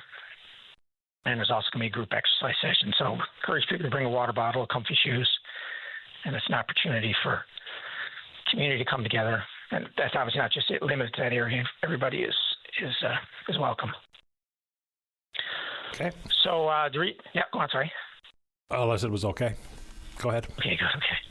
So taking off the council hat here now, there was a study came out from the New England Journal of Medicine talking about the importance of exercise, and when people are recovering from the study was about colon cancer. Of course, Newfoundland and Labrador has the highest rate of colorectal cancer in the country, but in the province by provinces, and according to a scientist at MUN, Memorial University, Dr. Benikoff, we have the highest rate of colorectal cancer in the world. But what the study highlighted is that post radiation, that patients who participated in 45 minutes 3 times a week of what we consider vigorous exercise, so something that would get your heart rate up, actually had increased their 7-year life expectancy by 8.4%. And that actually would parallel to some chemo drugs that they would also suggest that patients might continue on with to increase their chance of beating cancer. So it just goes to show, obviously, post having a battle with colon cancer, but also imagine obviously, if it's effective after the cancer's got a hold, then obviously we definitely encourage people to consider if they can find a way. I mean, that's not really a big ask, 45 minutes 3 times a week. And, that you just need to get your heart rate up. It doesn't even necessarily have to be anything too crazy, like a vigorous walk. Probably even mowing your lawn, truth be known, would count, and maybe vacuuming your house, like anything that you could get it going for like around 45 minutes 3 times a week. Definitely encourage that. Fair enough. I mean, sedentary lifestyle leads to a variety of healthcare concerns, obviously.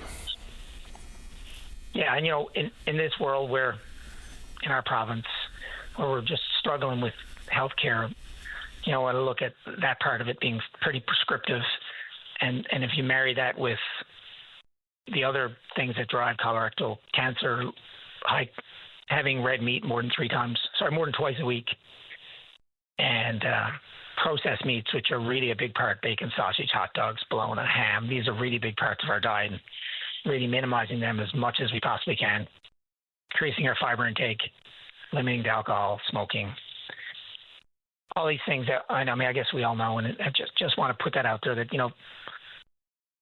it's if we can do something to keep ourselves healthier, enjoy life more, take the burden off the healthcare system and all the people trying to do their best. I just think it's a good message, and hopefully people listening, that can resonate with them. Yeah, fair enough. A little bit. Anything else this morning, Tom?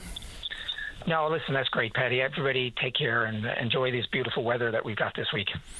Absolutely right. Can't wait to get out. Although all of a sudden now I look across Kemau Terrace, it's getting grey. Oh, man. Anyway, this is it. It's all good. All good. You. Thanks. Take care. Okay, Tom, you too. Okay, bye-bye. Yeah, the nice weather. And, you mentioned the fire bans. Amazingly, I get a bunch of emails saying that the fire bans are heavy-handed government overreach. No need for it. I mean, you just got to think about it a little bit further out loud. If the region you're in doesn't feel like it's so dry that you're living on a tinderbox and, oh my God, the place is going to burn down, the fact of the matter is, just look at what's happening in the rest of the country. It's out of control in Saskatchewan and Manitoba, for instance. Alberta has their own problems. But when we share resources, for instance, if some of the fires get so out of control that we share some of our firefighting resources with other provinces, then the possibility for something to spark up here just kind of makes some of the fire bans make sense. Look, I have a backyard fire pit. I'd love nothing better than to have a fire on a Friday night, kick back with the wife and the puppy, and turn on some tunes and have a fire. But there is bigger problems than just outside our own little backyards, our own little mug-ups against the river, or whatever the case may be, or in the campgrounds, whatever it is. All right, let's see here. Let's take a break. When we get back, as we mentioned, we're going to have a conversation with Helen Conway-Ottenheimer, the PC member for Harbour Main, about civilian oversight of law enforcement. Don't go away. Welcome back to the show. Let's go to line number 1 and say good morning to the PC member for Harbour Main. That's Helen Conway-Ottenheimer. Good morning, Helen. You're on the air. Good morning, Patty. Welcome back to the show. Thank you for having me. So just a very quick question before we get into simply the concept of civilian police oversight is when the news release from the party makes specific reference to 73% of residents say they feel less safe today than they did 5 years ago, 67% identify drug trafficking as a major issue in their communities. How do you think that message and those numbers, how do they are associated with or belong in a conversation regarding civilian oversight? Because one is human nature sentiment, one is about police operations, and oversight may be slightly different. So why include those stats? To drive home what message? So to me, it's really important that we look at how the people and the public and residents feel about their level of safety in the community. How does that connect to the Police Service Board? It connects in the way that I think the basis of any effective strategy in policing has to allow for the community and the public to really be engaged proactively with the police. And a civilian police oversight board is important because it would be truly representative of the communities that are served by the police. So that's the link, if that makes sense, because the police right now, I mean, there is no police oversight board. There's no civilian governance, okay? And so we really need to have that, as other jurisdictions in the country do. It goes back to fundamental principles of policing, I think, Patty, where we have to have, the police must secure the cooperation of the public in order to have an effective police force. And a police service board, a civilian police oversight board, would be sensitive to the community expectations. The decisions that this board would make would be based purely in the public interest. And so, you know, it would ensure meaningful accountability from our police leadership. So those are some of the reasons why that's important. And when we look at those stats, they're concerning. We know that, as I mentioned in the release, 52% people surveyed, 73 felt unsafe compared to their feeling of safety was diminished to what it was 5 years ago. But when we look also at the survey, 52% of the population surveyed felt that they do feel safe. But, you know, you've got, that's about half. So when we look at this significant stat and the fact that, you know, the drug issue and the drug-related crime is a concern for the public, we need to be able to have a police force that's completely connected to the feelings and the views of the community that they serve. Fair enough. I wonder, when you look at other jurisdictions, and I've tried to dig in a little bit deeper here so I can speak in some sort of informed position about civilian oversight. Most of the mandates you see is, one, of course, the engagement with the general public, and two, it seems to be the most important feature for many, non-members of law enforcement, is that civilian oversight regarding accountability of law enforcement. Because I wonder how, realistically speaking, or pragmatically speaking, how influential an oversight board would be on setting or identifying and setting police priorities. That's kind of, I think, what I was getting at. And, that is important. Identifying community policing priorities is an essential piece of a civilian police oversight board. And how do they identify community policing priorities? That's by being connected to the community. When we see in this survey, this is just a one-off survey, and we're hearing from the public about their views and what their priorities should be. Like one of which came out of this survey was that the public feel that we need to invest more in our police resources, more police officers. That was very clear in this survey. So, knowing that, I think it's important to have the community involved in identifying policing priorities. And the Civilian Police Oversight Board would do just that. I think it would be extremely helpful. I think it would be great for the general public, but I really do think it would be good for law enforcement.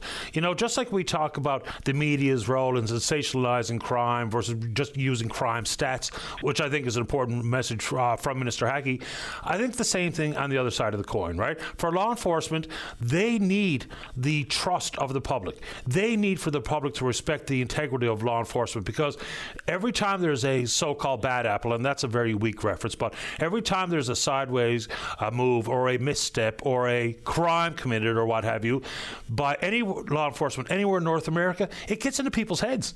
It really does. It erodes what people think about law enforcement, which decades ago used to be highly respected and nothing but respected for 95% of the population.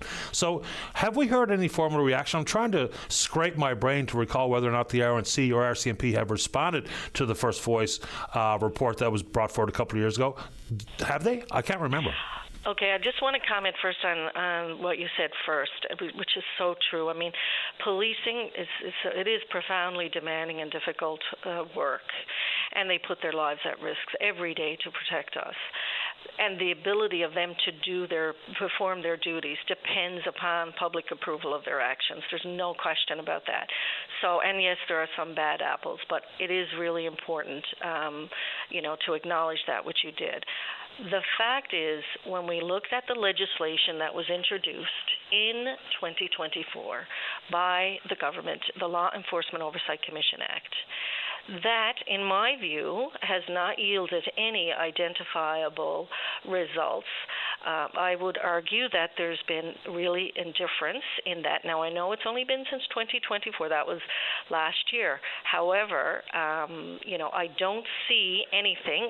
When we need that transparency, we need to see what steps have been made. That act that was introduced in the House, that was very limited. It only talked about a specific aspect of, really, in my view, about the police discipline issue and the complaints issue. But there's so much more that a civilian oversight board would do. So I don't think there have been any real steps. I don't think that they can with the legislation that exists now. It's just too narrow in scope and myopic in my view. So, that's the concern that we have. And when we look at all of the other comprehensive oversight systems across the country, I fail to understand why we didn't go further, why the government didn't. There was a perfect opportunity for them to, make this a real comprehensive oversight system, oversight civilian governance that we could be proud of in the province. And I don't think we have that. Yeah. Probably not. There's a lot of things that kind of feel the same to me. Faith in the election results and faith in law enforcement and faith in other people or bodies with authority. It's kind of going away. And there are some good reasons as to why that's happening. But to stop that in its tracks, or to stem it at least, or to, kind of reduce the flow of people feeling that way, is important for everybody. Because the success of law enforcement is the success of the community. It's my success as much as it is the RNC from the chief on down. Absolutely, yes. I agree with you 100%. And one thing that I worry about with this, when we look at this, what the survey has shown is that, it's important when you talk about how people feel, right? Whether the crime is as serious as is portrayed perhaps when the media, although I think the media has an important role to play, and they have to report. I mean, we need to know. I mean, I hear it from my constituents. I'm hearing it as the critic for justice from people outside my district about the concerns they have with, especially with drug-related crime in their towns and communities. But the issue here is that when people feel unsafe like that, that has an impact on their well-being and their quality of life.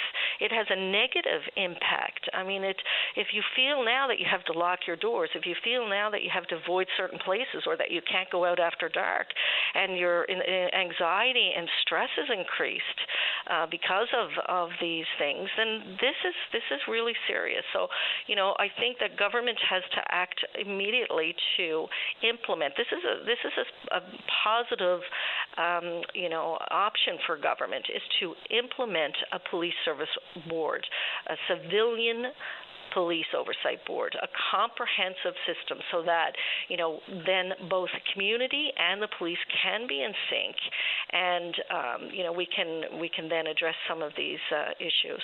I appreciate the time this morning, Helen. Thank you. Okay, thank you very much, Patty. My pleasure. Bye-bye. Helen Conway-Ottenheimer, the PC member for Harbour, Maine. Your thoughts on that or anything else are welcome after the newscast. When we come back, Lisa Marie Fifield is in the queue to tell us about her United Way event. And then Harold had something stolen out of his truck. We'll find out what that was right after this. Don't go away. Welcome back to the show. Well, we had a call earlier from a resident of Corner Brook talking about the absolute lack of public transportation associated with the disabled community. The caller was in a wheelchair and he has no options available. Join us on line number one is the mayor of the city of Corner Brook. That's Jim Parsons. Good morning, Mayor Parsons. You're on the air. Hi, how you doing, Patty? Best kind today. Thank you. How about you? Excellent. Beautiful here now. It's a great time of year. But you know what? Thank you guys for reaching out and asking us. You had your producer reach out and ask us if we had some information on this. And you know what? The person's absolutely right. It is atrocious. It's difficult for people to get around our city if you have a mobility issue at all. We have tried things with our accessible cab to subsidize that. So we've given additional incentives to people to operate the cab, topping up the rates and things like that. But I understand that the cab companies have difficulty finding operators sometimes for the vehicle. Sometimes they have trouble again keeping the vehicle maintained. So, again, I'm very happy to announce that we did last meeting, actually, purchased passed a resolution to purchase a new accessible van to begin a paratransit, like the Go Bus kind of system to supplement our transit system. Excellent news. So is this a van you're going to purchase? Is it like a 15-passenger van with a wheelchair lift, or is it just like one of the Go Buses I'd be familiar with? This is this would be like I think it has a wheelchair and up to 6 seats as well. So it's a smaller vehicle. But the idea is, so we have a two-route transit system here now, fixed route system that we had to recently upgrade. We're getting a lot of uptake. So we had to double the size of those buses. But now what we're doing is with this bus, we'll provide an on-demand, door-to-door kind of setup for our users that need it from an accessibility point of view. And then when it's not being used for that, hopefully integrate an on-demand service to supplement and enhance the fixed route system as well. We're figuring out some of the details now. We have an existing contract with a company to provide the fixed route system, so we have some limitations in terms of our contractual obligations. But this is designed as a way to get people in a wheelchair where they need to go. Good news. So what's the associated timeline with getting that van? Apparently, so the getting equipment takes a long term, but as part of this, I understand from our engineering department that they have the company will provide us a van until the actual van is available. So they're looking at the scale of a few weeks potentially to get the vehicle itself. We're looking at some technology solutions in terms of booking and that kind of thing, but in the short term, we'll do an old-fashioned call up and take appointments kind of thing. So I'm hopeful that we'll get in the next couple of months, we'll be able to have this thing in operation. That's good news, and I'm sure your resident John will be pleased to know that something is coming, and hopefully sooner than later. We were forced. Go ahead. We were forced to. I mean, he's absolutely right. We were forced to do something there. Again, we paid for a number of the private sector cabs and things like that for residents, but that service wasn't fitting the bill. While we have you, I want to talk about the Hotel Corner Brook. I think you may have spoken with my colleague Jerry Lynn Mackey on it, but look, we've experienced similar issues here, and sometimes, all the finger pointing of blame goes toward residents who are in a shelter, like the Hotel Corner Brook or the Comfort Inn here, where some of that might be misplaced, but some of it probably not. So describe what you're seeing in your downtown. I know you had to go to the length of removing the top of all the parking meters, and that was something that plagued the downtown of St. John's as well. So what exactly are you seeing? Look, you're absolutely right, Patty, and I guess it's not about blaming people for their situation, and it's not about saying that there's not a need, and it's not about disparaging the work of all the, there's, again, some fine nonprofit groups here that to supplement the system, and they're doing good work to try and find people permanent housing. And that's not what it's about. The problem here is that we have again, we've seen over the last number of years, Newfoundland Labrador Housing has placed people in hotels. That's been fairly common, and there was a lot in the media about that. That hotel in particular, the one here we're talking about, was used for that quite a bit. But what's changed there is it's become exclusive for that use. And so we're concerned, of course, and we had concerns initially about it from a fire and life safety perspective to make sure that, okay, are people living there? We know people have been there for months. What measures are being taken to make sure they're not cooking in there and doing things in rooms that they're not designed for? We don't want to have a fire situation like happened in Deer Lake, say. We're concerned about those things. We want to make sure that it's up to snuff there. Then, of course, there were some petty crime, and that we're seeing an uptick in. Again, how it's related to the number of people that have been put in that facility, I don't know directly. So it's important, again, to keep that in mind. But, yes, we have seen, vandalism on our meters. I'm getting complaints from businesses about some more petty shoplifting uptick and broken windows in cars and things like that. But we're not used to seeing that in our downtown here in Corner Brook. There's always been people, unhoused here in the downtown, but not a significant number of panhandlers and things like that. So that's why it's been brought. I don't disagree that we need to provide solutions here. And what bothers me about it is that when asked about Newfoundland Labrador Housing about this, it was like, no, that's a hotel. We're just paying for rooms. That's all it is. And then you find out that they're being given meals. Now I understand that Newfoundland Labrador Housing has a social worker there. This is all fine, but deal directly with us, communicate with us on this so that we can make sure that everyone feels safe and they understand what's going on and that it doesn't seem like a ad hoc approach. So what would the role of the municipality be? And that's one of the struggles that we have, say, for instance, in the city. And I'm more familiar with St. John's because I live in St. John's. So we talk about, drug usage and panhandling and property crime. And basically it's a law enforcement issue in conjunction with what is the required wraparound services in a shelter or whatever the case may be. Yeah. But as a municipality and as the mayor, what role do you play? Well, I just got back. It was perfect timing for this, Patty, because I just got back from Ottawa from the FCM, the big, cities and towns meeting in Ottawa. And this is something that's going on. This is a hot topic all across the country. Even like very small municipalities in BC or Ontario, they're having things like encampments and that show up in their cities and towns. And the struggle is, and they're in the same situation that we all are, that St. John's is in.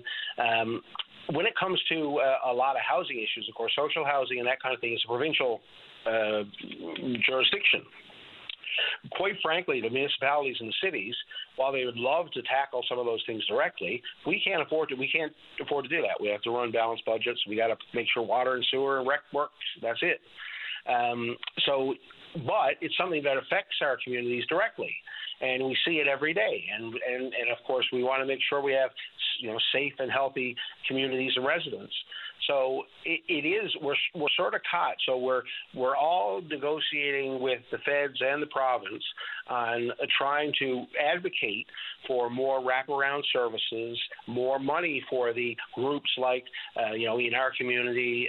One of the groups that provides a lot of services to help people find settlement is the Community Mental Health Initiative, to provide them with more funds to do their work. And but the bottom line, and what I'm hearing, what I heard from municipalities all over Canada right now, is that there's no easy solution here. To get people on their feet when they don't have a place to live, it's not as simple even as giving them a place to live.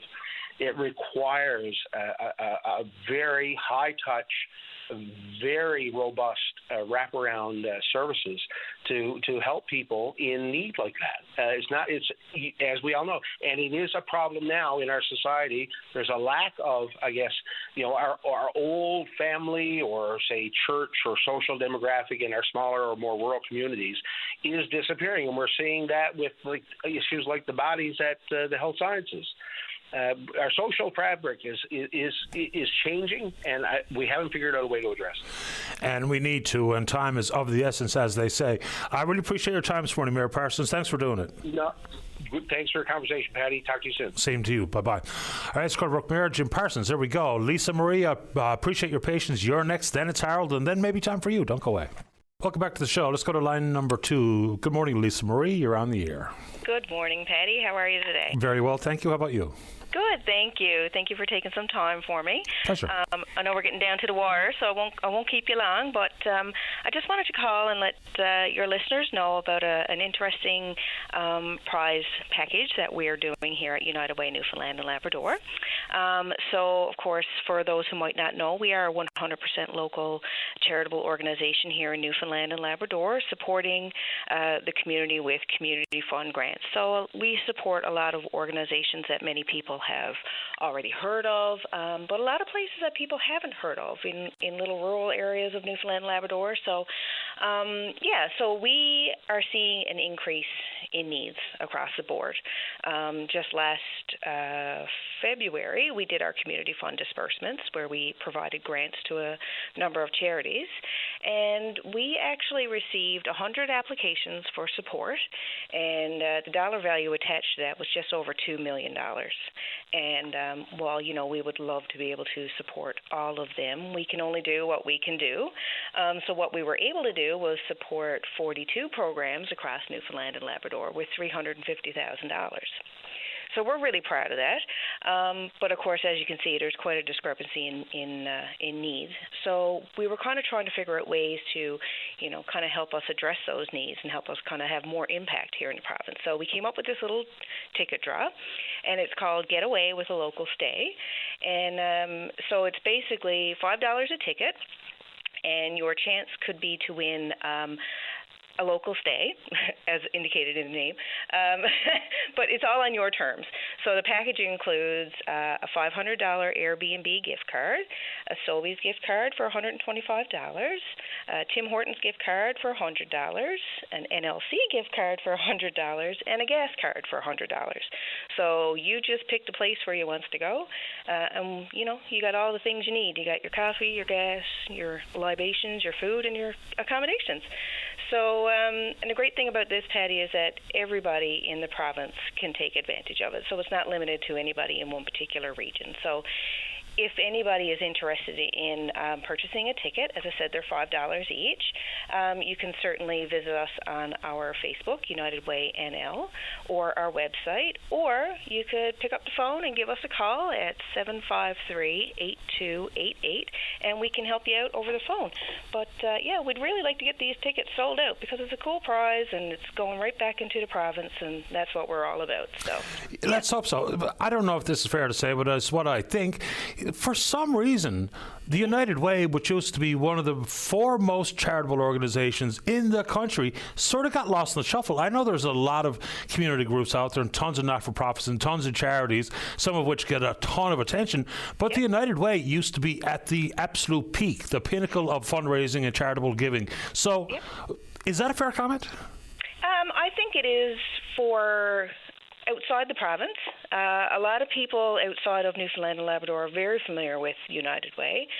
We've been here since 2004, and we're still trying to get people to kind of understand who we are, what we do, and how we do it. So any opportunity to get out there and show people what we're doing. I mean, since 2004, we've given away just through our community fund grants $8 million back into the province.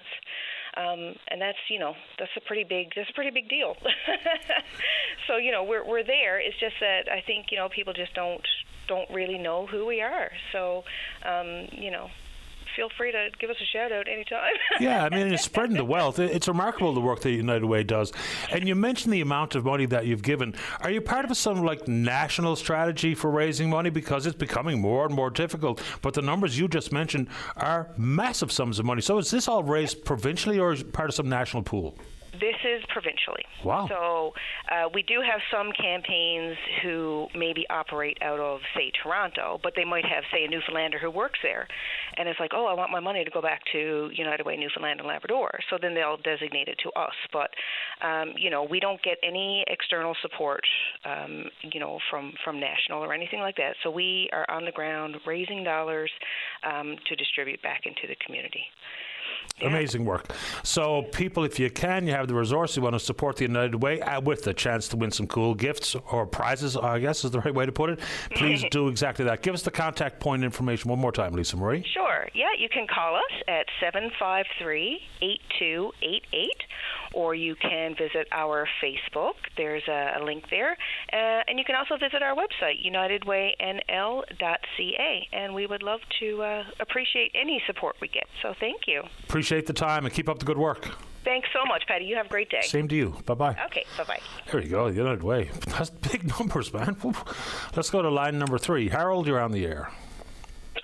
Morning, sir. How are you doing? Great today. How about you? Not so great. I'm calling you this morning out of frustration and desperation that there's so many people out there that think they have an entitlement to my property belongings more than I do. I'll be 76 in September. I've been involved in construction all my life, and over the years I've accumulated a few tools and whatnot. But I had one prized possession. It was the last real tool that I bought. It was a Makita double compound sliding miter saw. And the first Monday overnight in May, someone figured they needed it more than I did. Now, I'm not going out at my age and pay $1,000 or $1,200 to replace that saw for what work that I've got left to do, but I do the odd thing with it. My wife has been in bed with compound fractures in her spine since Thanksgiving weekend. So on my way home Monday evening, I dropped into Walmart to pick up a prescription, and while there, I got a few odds and ends of groceries. Laid them in the back of the truck, came home and backed in the driveway, brought them in. Her sisters were there looking after her because I can't leave unless there's somebody there to sit with her. Got caught up in the conversation and forgot to back the truck tight to the garage door. And when I was out Monday morning, saw was gone. There was a sheet of gyprock laid over it. You couldn't really see it. And to add insult to injury, they had that all smashed up from walking on it. No big deal, but something else gone. But I know these days, job sites, somebody's usually got a radio on the go. I'm hoping somebody will find this saw and report it to me or the police. Or it's in somebody's workshop that they take great pride in their new possession. And I just don't know where to go or what to do. Yeah, it's infuriating. I'm sorry to hear it. And I'm not very handy, to be honest, but we've had some work done at the house recently. I just so happened to be at one of the hardware stores and looked at a miter saw just out of curiosity, and a 12-inch dual bevel was $948. I remember the number because I was like, what? $1,000 for that? Plus tax. Yeah. And then if you have to buy a stand to go with that, there's another $200 or $300. Yeah. I had the stand, and I have replacement blades, but I have no saw to put it on.